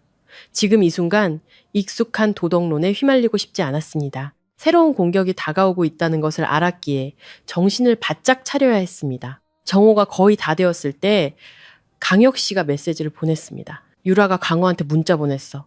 저는 그 메시지를 읽는 것만으로도 심장이 쿵 하고 내려앉았습니다. 잠시 후 강우는 간호사의 도움을 받아 몸을 일으켰습니다. 그는 제게 전화하고 싶다며 휴대폰을 빌렸습니다. 저는 복도로 나가 그의 쉬고 공황에 빠진 목소리를 들었습니다. 민서야, 유라가 문자 보냈어. 내가 자기를 선택하지 않으면 온 집안 망신시키겠다고 했어. 저는 잠시 침묵하다가 물었습니다. 선택한다는 게 무슨 뜻이에요? 강우는 더듬거렸습니다. 그 아이를 자기 아이로 인정하라고, 자기를 보호해달라고. 저는 그 말을 듣고 목이 메었습니다. 임신이 사실인지는 확실하지 않았지만 협박은 등골이 오싹할 만큼 진짜였습니다. 강우는 어린아이처럼 겁에 질린 목소리로 계속 말했습니다. 그 모텔 사람들이 내가 누군지 알 수도 있어. 그 사람들이 말하면 저는 그의 말을 차갑게 끊었습니다. 당신은 사람들이 당신이 배신한 걸 알까봐 두려운 거지 내가 아플까봐 두려운 게 아니잖아요? 강우는 입을 다물었습니다. 전화기 너머로 그의 무거운 숨소리가 들렸습니다. 그는 마지막 희망이라도 잡으려는 듯 말했습니다. 내가 잘못했어. 나 너무 혼란스러워. 저는 딱 한마디 했습니다. 당신이 혼란스러운 건 망신당할까봐 두려워서지 나를 사랑해서가 아니에요. 저는 말을 마치고 전화를 끊었습니다. 1시간도 채 되지 않아 김 여사님이 나타났습니다. 이번에는 더 단정하게 차려입고 머리도 깔끔하게 빗어 넘겼습니다. 마치 집주인의 위엄을 되찾기 위해 집에 다녀온 사람처럼요. 그녀는 저를 한적한 곳으로 끌고 가 으르렁거리면서도 억지로 타이르는 듯한 목소리로 말했습니다. 내 말 들어라. 이 일은 여기서 덮어야 해. 내가 너한테 부탁한다. 이 집안 조상님들 명예를 유라 같은 년이나 남들 입방아에 오르내리게 할 수는 없어. 저는 어머니를 쳐다보며 비웃음이 나왔습니다. 그녀는 조상님들을 부적처럼 들먹였지만 그 부적을 잘못을 덮는 데 쓰고 있었습니다. 저는 단호하지만 크지 않은 목소리로 물러서지 않고 대답했습니다. 명예는 죄를 숨기는 데서 오는 게 아니에요. 김 여사님은 눈을 부릅떴습니다. 네가 지금 말이라고 하니 어느 집인들 문제가 없겠어? 중요한 건 조용히 덮을 줄 아는 거야. 저는 어머니를 똑바로 쳐다봤습니다. 조용히 덮는 건가요? 아니면 피해자의 입을 막는 건가요? 김 여사님은 할 말을 잃고는 익숙한 수법으로 돌아갔습니다. 네가 일을 크게 만들면 너도 망신당해. 사람들은 너를 남편 간수도 못한 여자라고 손가락질할 거야. 저는 가볍게 고개를 끄덕이며 평온한 목소리로 말했습니다. 그들이 뭐라고 하든 저는 감당할 수 있어요. 하지만 억지로 입 다물고는 못 살겠어요. 바로 그때 강혁 씨가 도착했습니다. 그는 빠른 걸음으로 다가왔고 얼굴은 굳어 있었으며 손에는 종이 뭉치를 들고 있었습니다. 그는 어머니를 쳐다보지도 않고 제게만 말했습니다. 저 이혼 서류 제출할 겁니다. 김 여사님은 마치 찬물을 맞은 사람처럼 휙 돌아섰습니다. 너 미쳤니? 이 동네 사람들이 이 집 아들 둘 다 가정이 깨졌다고 알게 하고 싶어? 강혁 씨는 차가운 목소리로 대답했습니다. 깨지더라도 제대로 깨져야죠. 저는 배신자와 더 이상 살 수 없습니다. 김 여사님은 소리쳤습니다. 너는 엄마 생각은 안 하니? 강혁 씨는 붉어진 눈으로 어머니를 쳐다봤습니다. 어머니는 제 생각은 하셨나요? 아니면 오직 강우 생각만 하셨나요? 그 말은 칼날처럼 공기를 갈랐습니다. 저는 옆에 서서 경계선이 갈라지는 것을 똑똑히 보았습니다. 한쪽에는 김 여사님과 강우, 다른 한쪽에는 저와 강혁 씨. 더 이상 중간은 없었습니다. 김 여사님은 저를 쳐다보며 숨기지 않는 위협적인 목소리로 말했습니다. 민서야, 강혁이 따라서 날뛰지 마라. 너는 작은 며느리야. 분수를 알아야지. 저는 씁쓸하게 웃었습니다. 잘못된 일의 분수를 알면 평생 손해보는 사람으로 살아야 해요. 강혁 씨가 덧붙였습니다. 목소리는 못 박듯이 단호했습니다. 어머니, 민서 씨 압박하지 마세요. 분수를 알아야 할 사람은 잘못한 사람입니다. 김 여사님은 마치 울면서 애원하는 듯한 목소리로 태도를 바꿨습니다. 민서야, 내가 너한테 빈다. 이번 한 번만 눈 감아줘. 네가 집에 돌아오면 내가 강우를 제대로 가르칠게. 남자가 한 번 실수해도 결국 아내한테 돌아오는 법이야. 저는 어머니를 보고 강우가 누워있는 집중치료실 쪽을 쳐다봤습니다. 저는 실수한 남자를 본 것이 아니었습니다. 저는 그저 감싸주는 것에 익숙하고 들켰을 때의 결과만 두려워하는 나약한 남자를 보았을 뿐입니다. 저는 한 글자 한 글자 떨림 없이 분명하게 말했습니다. 만약 어머니가 계속 제 탓을 하고 저를 입 다물게 하려 하신다면 저는 모든 진실을 말할 겁니다. 누구를 헐뜯으려는 게 아니에요. 단지 제가 죄를 뒤집어 쓰지 않겠다는 겁니다. 마치 막다른 길에 몰린 것처럼 강우는 갑자기 의사에게 저와 몇 분만 이야기하게 해달라고 부탁했습니다. 그는 비틀거리며 걸어 나와 잿빛 얼굴로 갑자기 복도 앞에서 쿵 소리를 내며 무릎을 꿇었습니다. 주위 사람들이 깜짝 놀랐습니다. 강우는 제 다리를 붙잡고 쉬어버린 목소리로 말했습니다. 민서야, 내가 잘못했어. 나는 그냥 마음이 약했을 뿐이야. 제발 나를 용서해줘. 일을 크게 만들지 마. 저는 그 광경을 보고도 동정심이 생기지 않았습니다. 저는 그저 피곤했습니다. 저는 그와 김 여사님이 들을 수 있을 만큼 몸을 숙여 말했습니다. 마음이 약한 건 배신의 이유가 될 수 없어요. 강우는 울며 반복했습니다. 미안해. 저는 발을 뺐습니다. 실랑이 하지 않고 그저 말했습니다. 당신은 들켰기 때문에 미안한 거예요. 만약 들키지 않았다면 멈췄을까요? 강우는 할 말을 잃었습니다. 누구도 상황을 수습하기 전에 놀라운 일이 일어났습니다. 간호사실에 내선 전화가 울렸고 동료 한 명이 저를 불렀습니다. 민서 씨, 어젯밤 응급 환자에 대해 묻는 전화가 왔어요. 낯선 목소리인데 자꾸 특이 케이스였냐라고 물어봐요. 저는 그 말을 듣고 등골이 오싹해졌습니다. 익명의 전화, 물어서는 안 될 것을 묻는 전화, 유라가 행동을 시작했거나 누군가 스캔들 냄새를 맡았다는 뜻이었습니다. 저는 간호사실로 재빨리 걸어갔습니다. 심장이 세차게 뛰었습니다. 그 순간 제 머릿속에는 단 하나의 분명한 생각뿐이었습니다. 모든 것이 곧 터져버릴 것이고 이번에는 아무도 손으로 가리고 입으로 비틀고 도덕으로 저를 억누를 수 없을 것이라는 생각. 병원에 걸려온 익명의 전화 이후 저는 한 가지를 분명히 깨달았습니다. 만약 김 여사님이 자신의 방식대로 이를 수습하게 내버려 둔다면 저는 죄인이 되고 진실은 체면이라는 두 글자 아래에 묻힐 것이라는 것을요. 근무를 마치고 집에 돌아오자 평소와 다른 분위기가 감돌았습니다. 마당은 깨끗하게 쓸려 있었고 찻상은 반듯하게 차려져 있었습니다. 집 안에서는 수군거리는 말소리가 들렸습니다. 김 여사님은 이것을 회의라고 부르지 않고 화해라고 불렀습니다. 하지만 저는 그것이 미리 짜인 덫이라는 것을 한눈에 알 수 있었습니다. 거실에는 가까운 친척 몇 분과 늘 중재인 역할을 맡는 나이든 이웃 어른 몇 분이 앉아 있었습니다. 모두가 등을 꼿꼿이 세우고 마치 재판을 기다리는 것처럼 엄숙한 표정이었습니다. 강우도 와 있었는데 방금 병을 앓고 난 사람 치고는 거울 앞에서 미리 연습이라도 한 듯이 비참한 표정을 짓고 있었습니다. 강혁 씨는 한쪽 구석에 조용히 앉아 있었고 눈빛은 굳어 있었습니다.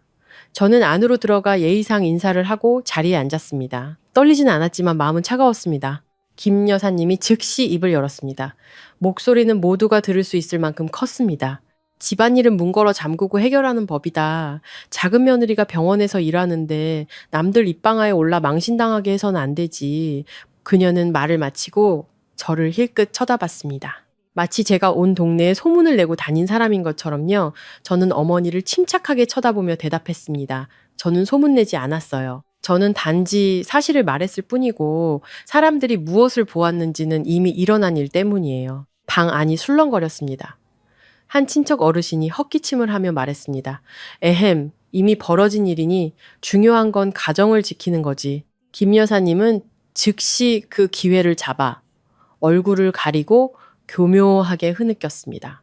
제가 정말 기가 막힙니다, 여러분. 쟤는 밤낮 없이 야간 근무만 하고 남편을 내팽개쳤어요. 그러니 우리 강우가 한번 실수한 거죠. 어떤 남자가 안 흔들리겠어요. 저는 그 말을 듣고 마치 누군가 제 명예를 핥히는 것 같았습니다. 그녀는 어른들의 입을 빌려 진실을 덮고 배신을 사고로 저를 원인으로 만들고 있었습니다. 제가 대답하기도 전에 강우가 입을 열었습니다. 김 여사님이 짠! 각본대로였죠. 그는 붉어진 눈으로 저를 쳐다보며 목이 맨 목소리로 말했습니다. 민서야, 내가 잘못했지만 우리 가정을 망가뜨리지는 말아줘. 어머니를 생각하고 형을 생각하고 우리 집안 전체를 생각해줘. 저는 강우를 쳐다보며 한 가지를 분명히 알았습니다.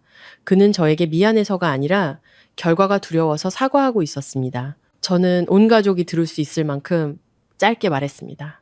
가정은 당신이 선을 넘은 순간부터 망가졌어요. 당신이 부순 걸 내가 다시 붙일 의무는 없어요. 한 나이 많은 이웃 아주머니가 끼어들었습니다. 타이르면서도 책망하는 목소리였죠. 아가씨, 남자가 실수해도 돌아올 줄 알면 된 거야. 여자는 참을 줄 알아야지. 저는 그 아주머니를 향해 돌아섰습니다. 여전히 예의를 지켰지만 굽히지는 않았습니다. 계속 무시당하기 위해 참는다면 그건 더 이상 인내가 아니라 스스로를 버리는 거예요. 그 말에 몇몇 사람들은 입을 다물었습니다. 김 여사님은 상황이 불리해지자 더 강하게 공격하기 시작했습니다. 그녀는 저를 똑바로 가리켰습니다. 쟤는 심지어 모든 걸 공개하겠다고 협박까지 했어요. 병원에서 일하면서 진료 기록을 무기로 삼다니. 여러분, 이게 분수를 아는 여자가 할 짓입니까? 저는 씁쓸하게 웃었습니다. 잘못 말씀하셨어요. 저는 진료 기록을 무기로 삼은 게 아니라 단지 죄를 뒤집어 쓰지 않겠다는 거예요. 고개를 숙여야 할 사람은 잘못한 사람이지 피해자가 아니에요. 분위기가 팽팽하게 당겨진 활시위 같았습니다. 바로 그때 강혁 씨가 일어났습니다. 그는 소리치지도 책상을 내리치지도 않았습니다. 그저 주머니에서 USB 하나를 꺼내 탁 소리가 나게 찻상 위에 올려놓았습니다. 작은 소리였지만 방 안의 모든 사람을 침묵시켰습니다. 강혁 씨는 모두를 똑바로 쳐다보며 치었지만 또렷한 목소리로 말했습니다. 망가진 건 누구 때문입니까? 배신한 사람 때문이지 배신당한 사람 때문이 아닙니다. 김 여사님은 움찔했습니다. 너 또 무슨 짓을 꾸미는 거냐, 강혁아. 강혁 씨가 대답했습니다. 장난이 아닙니다. 진실입니다. 김 여사님이 USB를 낚아채기도 전에 갑자기 현관문이 벌컥 열렸습니다. 유라가 나타났습니다. 얼굴은 창백하고 머리는 헝클어졌지만 눈빛은 날카롭고 험악했습니다.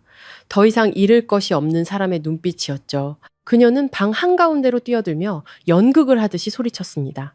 나를 몰아붙이지 마세요. 내가 죽으면 이 집안은 저주받을 거예요. 당신들 편히 못 살 줄 알아요. 김 여사님이 벌떡 일어났습니다. 유라야, 너 지금 뭐 하는 거니? 유라는 어머니를 향해 비뚤어진 미소를 지었습니다. 어머니도 두려우세요? 어머니가 제일 무서워하는 건 체면이잖아요? 저는 유라를 쳐다보며 높지 않지만 한 글자 한 글자 단호하게 말했습니다. 그만 연기하세요. 그날 밤 내 남편을 모텔로 끌고 간 건 형님이었어요. 뭐가 두려워서 구해달라고 소리치세요? 방 안이 웅성거렸습니다. 몇몇 친척들은 서로를 쳐다봤고 어떤 사람은 입을 떡 벌렸습니다. 김 여사님은 얼굴이 창백해져서 급히 막아섰습니다. 그만 말해! 창피하게. 여자애가 어른들 앞에서 그런 말을 하다니 부끄러운 줄도 몰라? 저는 어머니를 쳐다보며 똑바로 대답했습니다. 부끄러운 건 잘못한 사람이 부끄러워해야죠. 저는 단지 진실의 이름을 부른 것뿐이에요. 강우가 이때 당황하며 끼어들려 했습니다. 유라, 너 입 다물어. 유라는 미친 듯이 웃더니 강우를 비겁자 보듯이 쳐다봤습니다.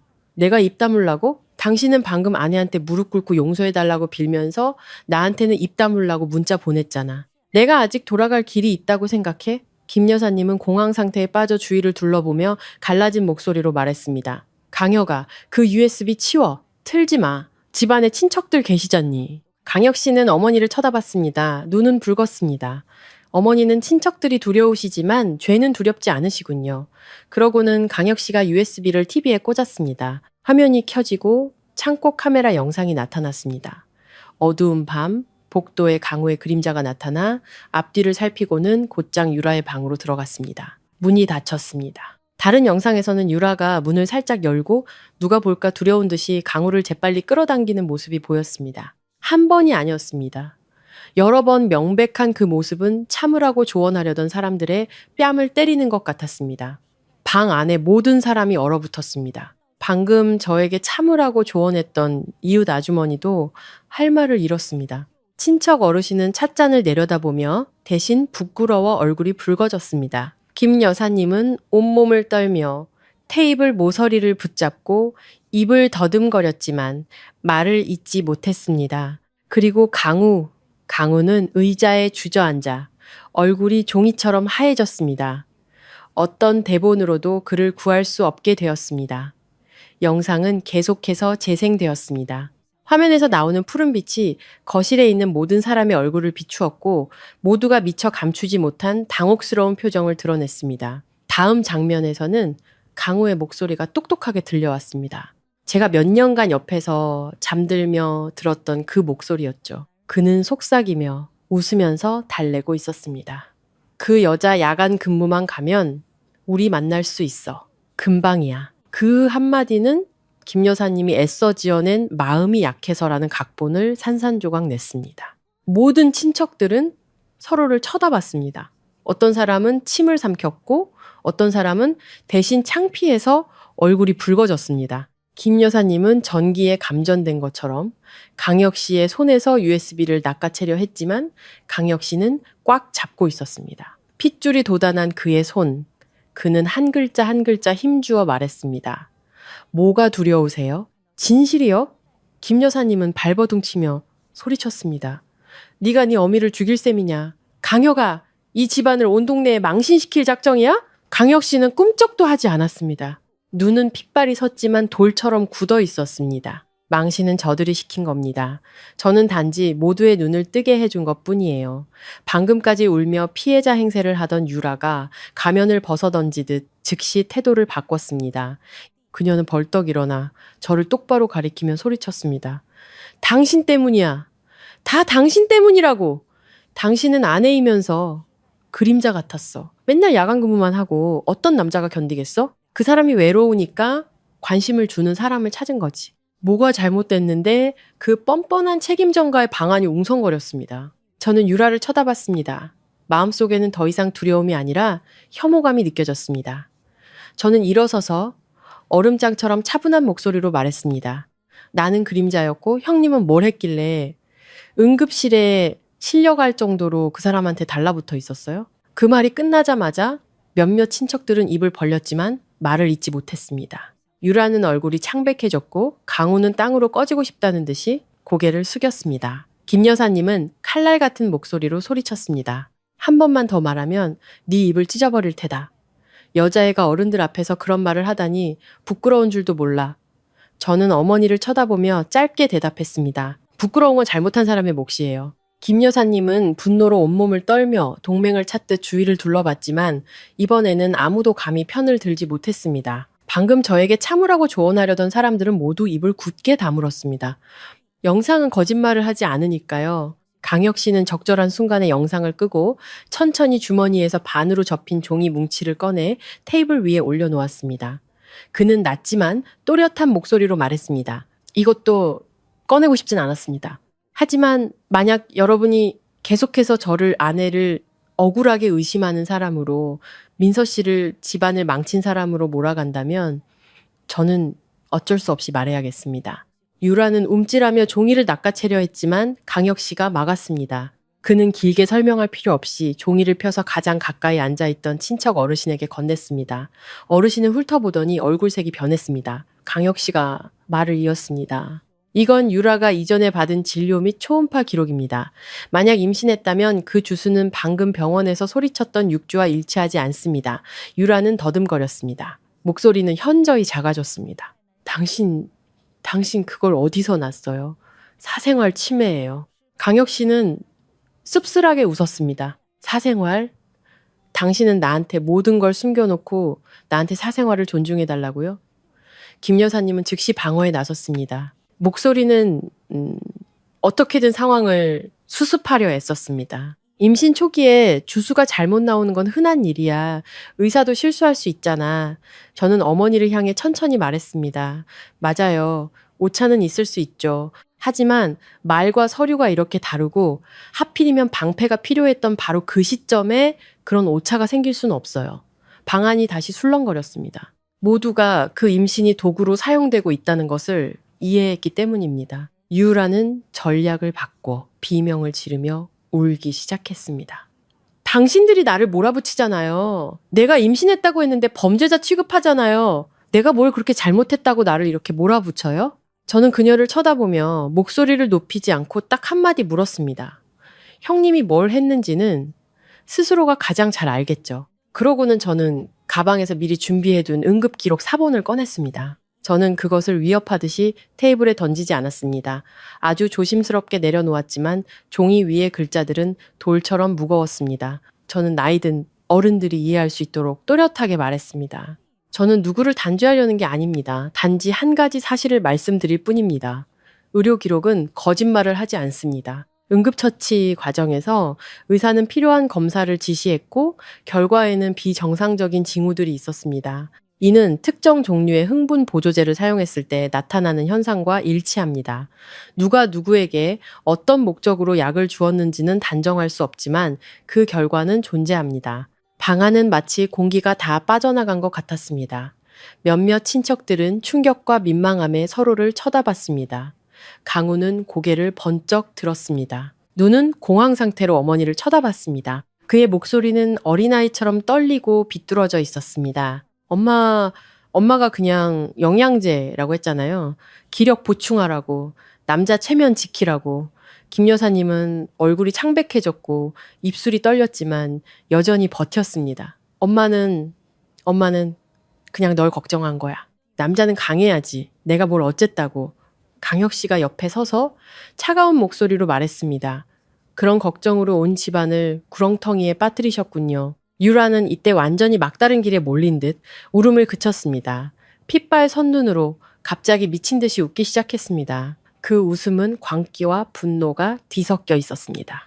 그녀는 김 여사님을 똑바로 가리키며 마지막 장막을 찢어버리듯이 소리쳤습니다. 맞아요. 어머니가 주셨어요. 저 남자를 꽉 잡으라고. 저 여편 내버리고 나랑 결혼하게 만들라고 하셨어요.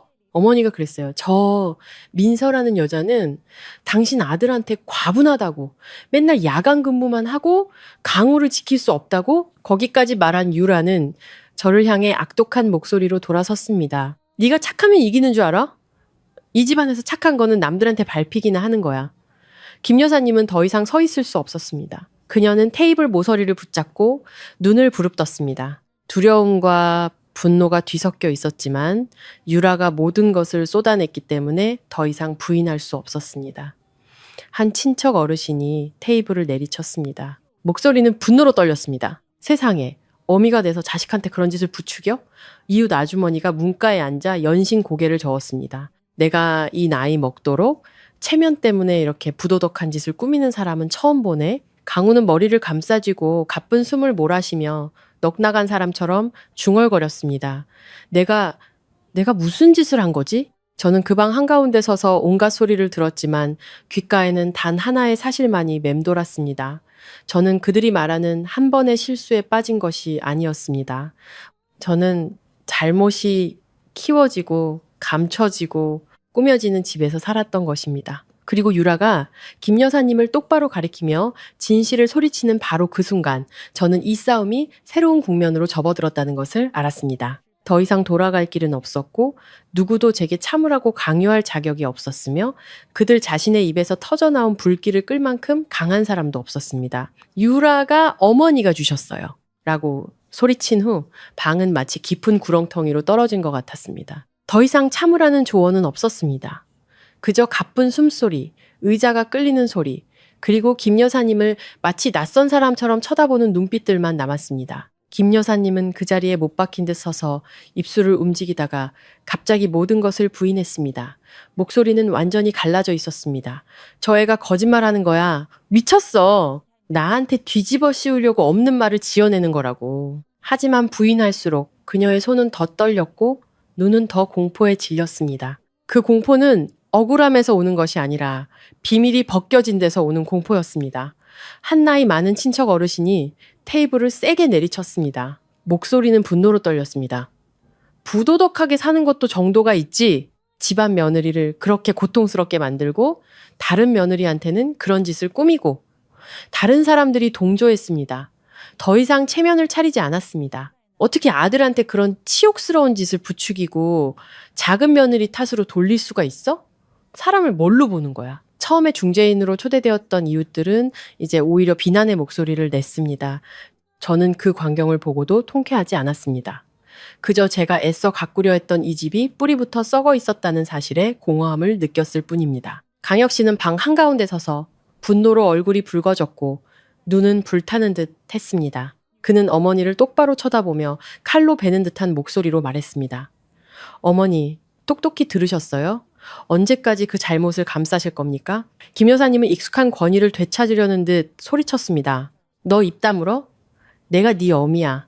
강혁 씨는 마른 웃음을 터뜨렸습니다. 어머니요? 어떤 어머니가 며느리를 동생 손에 넘기고 큰아들은 이 악물고 치욕을 참게 만듭니까? 김 여사님은 때리려는 듯 손을 들었지만 강혁 씨는 피하지 않았습니다. 그는 한 글자 한 글자 못 박듯이 말을 이었습니다. 오늘부터 저는 어머니가 없는 셈 치겠습니다. 만약 어머니가 계속 그 잘못을 감싸신다면요. 그 말이 떨어지자 김 여사님은 마치 가슴을 맞은 것처럼 비틀거리며 테이블 모서리를 붙잡았습니다. 주위 친척들도 처음으로 강혁 씨가 그렇게 단호하게 말하는 것을 듣고는 숨을 죽였습니다. 강우는 의자에 주저앉아 두 손으로 머리를 감싸쥐고 마치 꿈에서 깨어나 폐허 한가운데 서 있는 사람처럼 절망적인 목소리로 말했습니다. 내가 무슨 짓을 한 거지? 그는 저를 보고 어머니를 보고 형을 쳐다봤습니다. 눈은 핏발이 섰지만 어떤 사과도 의미가 없었습니다. 저는 그곳에 서서 머리채를 잡고 싸우지도 욕을 하지도 않았습니다. 저는 그저 모두가 들을 수 있도록 천천히 말했습니다. 저는 이 집에 정이 있다고 생각했지만 알고 보니 계산만 있었군요. 말을 마친 저는 김 여사님을 쳐다봤습니다. 어머니는 체면을 지키고 싶으셨지만 그 대가로 저와 아주버님의 명예를 희생시키셨어요. 뭘 지키셨나요? 그저 감싸주는 버릇만 지키셨을 뿐이에요. 유라는 이때 막다른 길에 몰렸습니다. 그녀는 더 이상 애원하듯이 울지 않았습니다. 악에 받쳐 울었습니다. 유라는 가방을 낚아채 문으로 달려가며 소리쳤습니다. 좋아요. 내가 죽어줄게요. 당신들 속 시원하게. 내가 죽으면 누가 망신당하는지 한번 봅시다. 그녀는 소리치며 문틀에 머리를 박으려는 듯이 행동했습니다. 몇몇 여자 친척들이 비명을 질렀습니다. 김 여사님도 공황 상태에 빠져 유라야, 유라야 그러지 말라고 외치며 뒤따랐습니다. 하지만 강혁 씨가 더 빨랐습니다. 그는 유라를 막아서서 그녀의 손목을 잡았습니다. 목소리는 더 이상 일말의 동정심도 없이 얼음장처럼 차가웠습니다. 그만 연기해. 살고 싶으면 제대로 살아. 유라는 손을 뿌리쳤습니다. 눈은 이글거렸습니다. 제대로? 당신들이 나한테 제대로 대해줬어? 강혁 씨는 짧게 대답했습니다. 나는 당신이 나를 잉여인간 취급할 만큼 충분히 오랫동안 제대로 대해줬어. 유라는 저를 향해 찢어버릴 듯한 눈빛으로 돌아섰습니다. 네가 이긴 줄 알아? 너도 진흙탕에 같이 끌려 들어온 거야. 저는 그녀를 똑바로 쳐다봤습니다. 저는 누구도 이기지 않았어요. 단지 형님과 함께 가라앉기를 거부했을 뿐이에요. 그 소란 속에서 한 이웃이 재빨리 동네 주민센터에 연락했습니다. 얼마 지나지 않아 주민센터 직원과 관할 경찰관이 도착했습니다. 집에서 큰 싸움이 났고 누가 자해 소동을 벌인다는 신고를 받았다고 했습니다. 그들의 등장은 모든 변명을 차단했습니다. 김 여사님은 즉시 말투를 바꿔 이 일을 집안의 오해로 만들려 했지만 더 이상 오해라는 두 글자를 믿는 사람은 없었습니다. 비명소리, 영상, 서류들이 테이블 위에 뻔히 놓여 있었으니까요. 저는 앞으로 나서서 해결을 위해 온 사람들에게 침착한 목소리로 분명히 말했습니다. 가족 문제입니다. 저희가 책임지겠습니다. 다만 여기 있는 누구도 다른 사람을 위험하게 하거나 자살 소동이나 소란으로 다른 사람을 압박해서는 안 된다는 것을 증인으로 써주십시오. 저는 방 안의 모든 사람들을 쳐다보며 짧고 단호하게 한마디 했습니다. 저는 누구의 편도 필요 없습니다. 저는 단지 끝내고 싶을 뿐입니다. 강혁 씨는 이때 주머니에서 미리 준비해둔 이혼 서류를 꺼냈습니다. 아마 그는 이날을 오래전부터 생각해 왔을 겁니다. 그는 서류를 테이블 위에 놓고 유라를 쳐다봤습니다. 서명해. 유라는 얼어붙더니 소리쳤습니다. 당신 감히. 강혁 씨가 대답했습니다. 아주 오래전부터 감히 하고 싶었어. 단지 오늘에서야 억울하게 의심했다는 소리를 듣지 않을 만큼 충분한 증거를 가졌을 뿐이야. 주민센터 직원과 몇몇 친척들 앞에서 강혁 씨가 먼저 서명했습니다. 그의 손은 떨리지 않았습니다. 유라는 주위를 둘러보고 더 이상 자신을 지지해줄 사람이 없다는 것을 깨닫고는 마침내 서명했습니다. 서명하면서도 울었지만 그 눈물은 더 이상 누구의 마음도 움직이지 못했습니다. 강우가 그때 갑자기 가슴을 부여잡고 얼굴이 창백해졌습니다. 아마 충격과 죄책감 그리고 친척들 앞에서 모든 것이 무너진 상황이 그의 심장에 다시 무리를 준 것 같았습니다. 저는 직업적인 반사신경으로 달려가 상태를 확인했지만 친척 어르신이 이미 구급차를 부르라고 소리쳤습니다. 저는 강우를 보며 잠시 마음이 아팠습니다. 더 이상 사랑 때문이 아니라 누구도 제 눈앞에서 죽는 것을 원치 않았기 때문입니다. 하지만 동시에 전날 밤 의사가 했던 경고도 똑똑히 들렸습니다. 그의 심장은 흥분하면 재발하기 쉽다고. 이번에는 사고가 아니었습니다. 이번에는 그가 스스로 만들어낸 자유낙하의 결과였습니다. 그리고 구급차 사이렌 소리가 다시 골목 어귀에서 울려 퍼졌을 때 저는 문득 깨달았습니다. 어떤 대가는 복수할 필요도 없이 스스로 제때 제대로 제 주인을 찾아온다는 것을요. 구급차가 강우를 다시 병원으로 데려간 후 집은 마치 공기가 다 빠져나간 것 같았습니다. 거실의 의자들은 여전히 헝클어져 있었고 테이블 위의 찻잔은 그대로였으며 USB와 서류 뭉치는 마치 아무도 이 일이 없었던 척 할 수 없다는 것을 상기시키듯 덩그러니 놓여 있었습니다. 친척들은 차례로 일어나 집을 나섰습니다. 더 이상 조언할 기운도 남아있지 않았죠. 떠나기 전 한 어르신이 그저 한숨을 쉬며 말했습니다. 사람은 도리를 지키며 살아야지. 이렇게 숨기기만 해서야 하늘이 무섭지 않나. 문이 닫히고 발소리가 멀어졌습니다. 집 안에는 저와 강혁 씨 그리고 김 여사님만 남았습니다. 공기는 숨 막힐 듯이 무거웠습니다. 김 여사님은 의자에 주저앉았습니다. 두 눈은 핏발이 섰지만 며느리를 걱정해서가 아니라 분노와 수치심 때문이었습니다. 그녀는 여전히 익숙한 도덕론으로 버티려 했습니다. 마치 말만 하면 옳고 그름을 뒤집을 수 있다는 듯이요. 남자가 다 그렇지. 한번 실수해도 돌아올 줄 알면 된 거야. 분수를 아는 여자는 남편도 지키고 가정도 지키는 법이야. 저는 어머니를 쳐다봤습니다. 예전처럼 아프지 않았습니다. 그저 차가웠습니다. 저는 한 글자 한 글자 또렷하게 대답했습니다. 분수를 아는 것이 치욕을 참는 것을 의미하지는 않아요. 김 여사님은 반박하려 입을 열었지만 이번에는 편을 들어줄 사람이 아무도 없었기에 말을 잇지 못했습니다. 강혁 씨는 방 한구석에 서서 여전히 이혼 서류를 꽉 쥐고 있었습니다. 눈은 바닥을 향한 채 평정을 유지하려 애쓰는 듯 했습니다. 그는 더 이상 말이 많지 않았지만 그의 침묵은 어떤 고함보다 더 무서웠습니다. 저는 그의 마음속이 이미 충분히 산산조각 났다는 것을 알았습니다.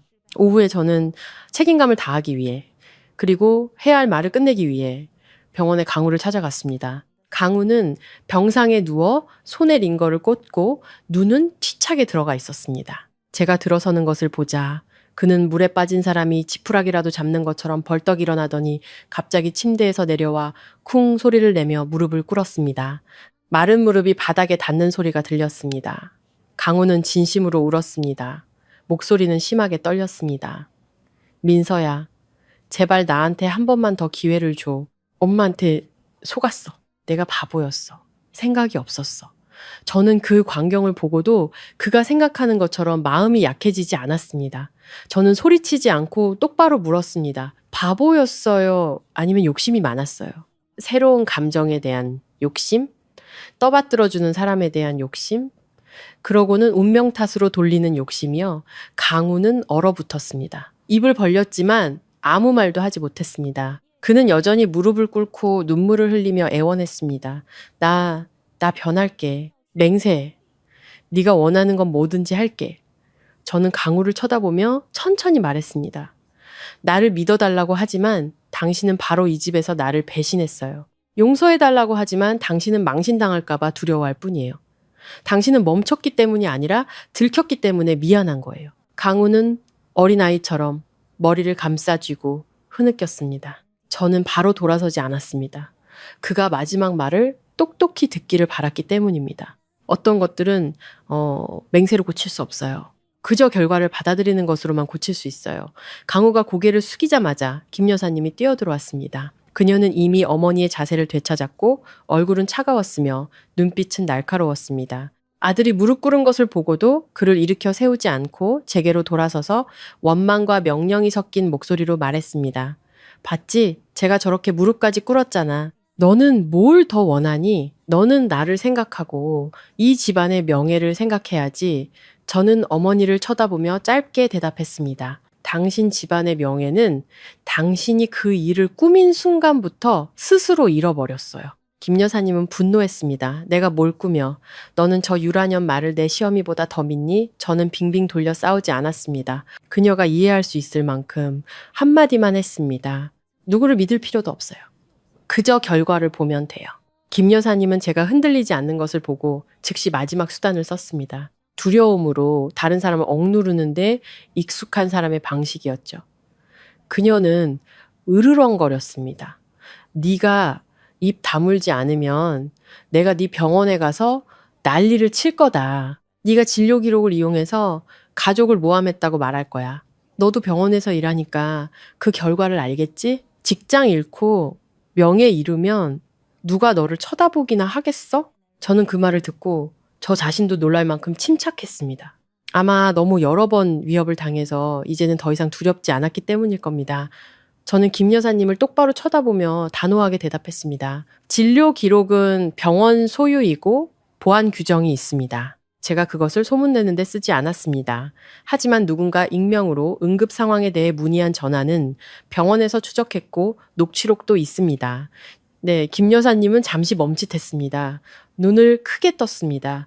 저는 빠르지도 느리지도 않게 말을 이었습니다. 만약 어머니가 소란을 피우시면은 병원은 그 전화의 발신지를 조사할 것이고 조사가 시작되면 진실은 제가 말하지 않아도 스스로 드러날 겁니다. 김 여사님은 얼굴이 창백해졌고 무릎 꿇고 있던 강우도 고개를 들어 어머니를 쳐다봤습니다.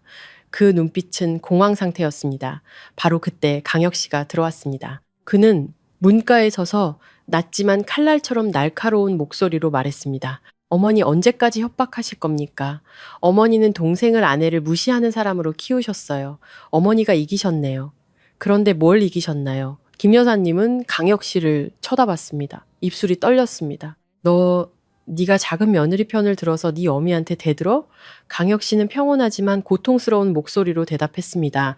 저는 어머니께 대드는 게 아닙니다. 단지 어머니가 더 이상 잘못하시는 것을 보고만 있을 수 없을 뿐입니다.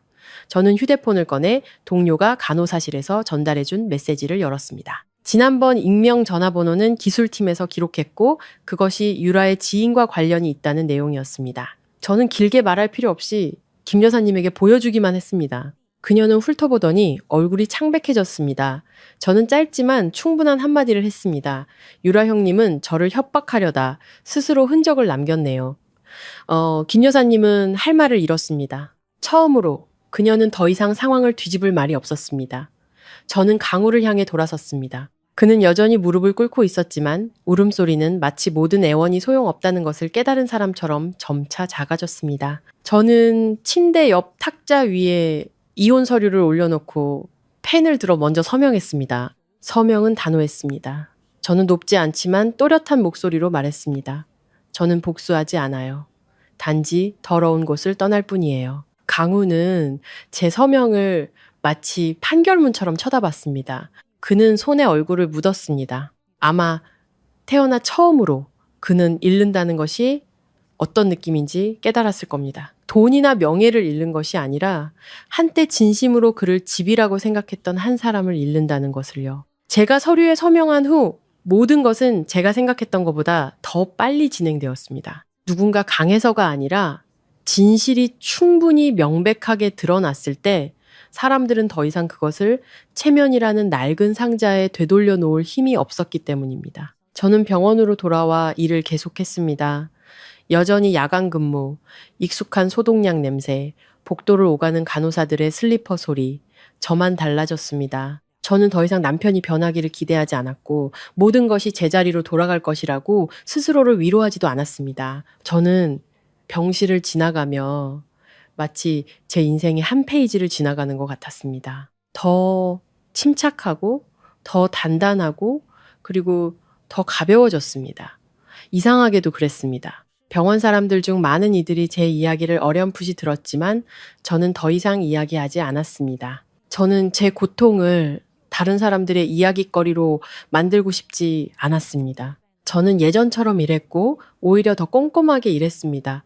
인생이 엉망일 때 자신을 바로 세울 수 있는 유일한 것은 책임감이라는 것을 알았기 때문입니다. 간호사실에서 무너져 내릴 것 같은 순간들도 있었지만 응급 호출벨이 울리면 다시 일어섰습니다.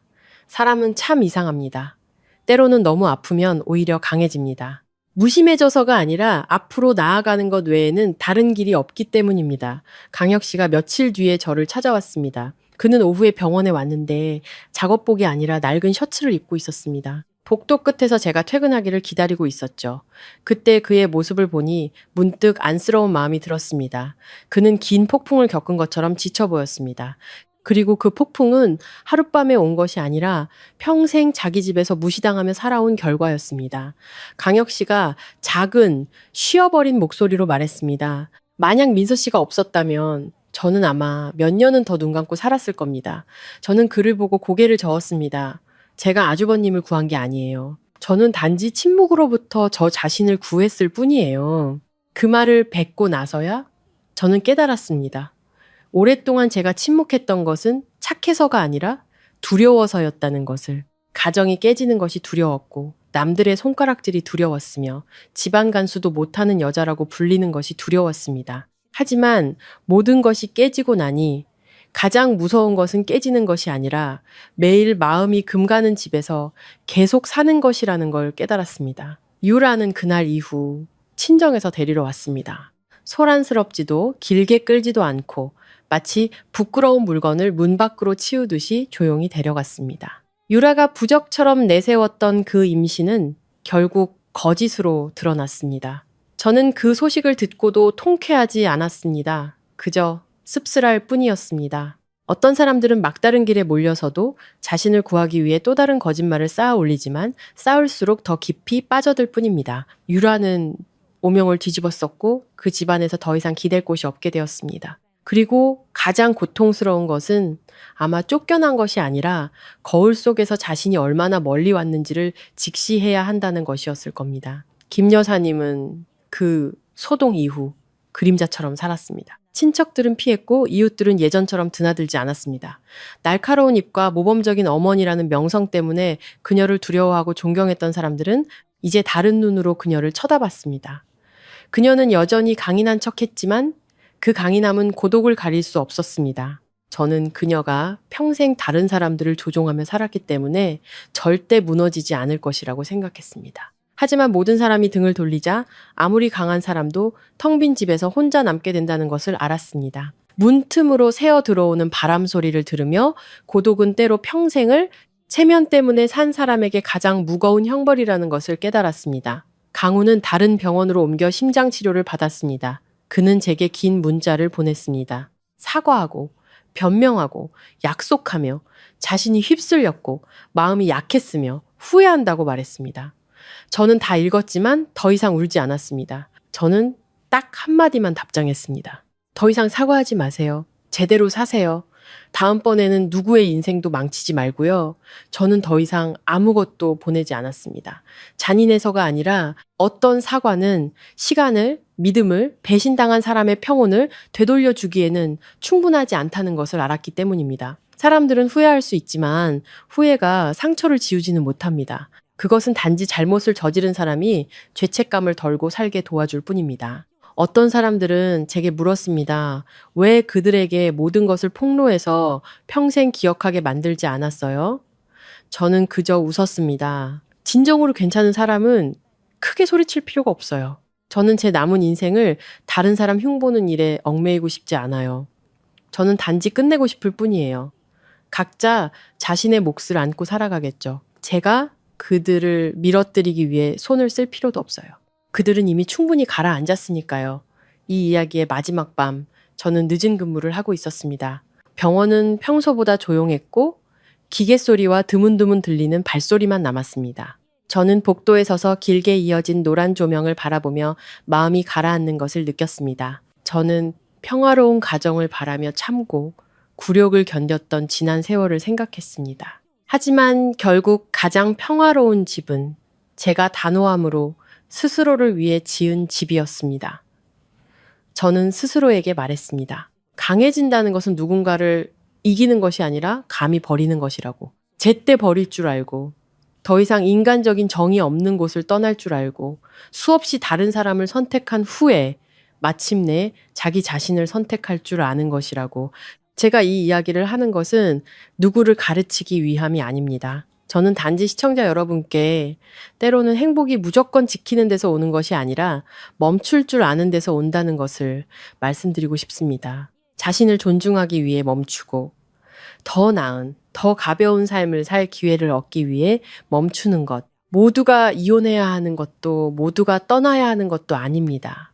하지만 누구나 정이 있고 진실이 있고 사랑이 있는 곳에서 살 자격이 있습니다. 만약 그곳에 계산과 거짓만 있다면 머무는 것은 스스로를 메마르게 할 뿐입니다. 저는 누구에게도 폭풍을 가져오지 않았습니다. 저는 단지 그 폭풍이 제 주소를 찾아오는 것을 지켜본 사람일 뿐입니다. 그리고 그것이 왔을 때 저는 등을 돌리기로 선택했습니다. 냉정해서가 아니라 한 인간으로서 다시 살기 위해서요.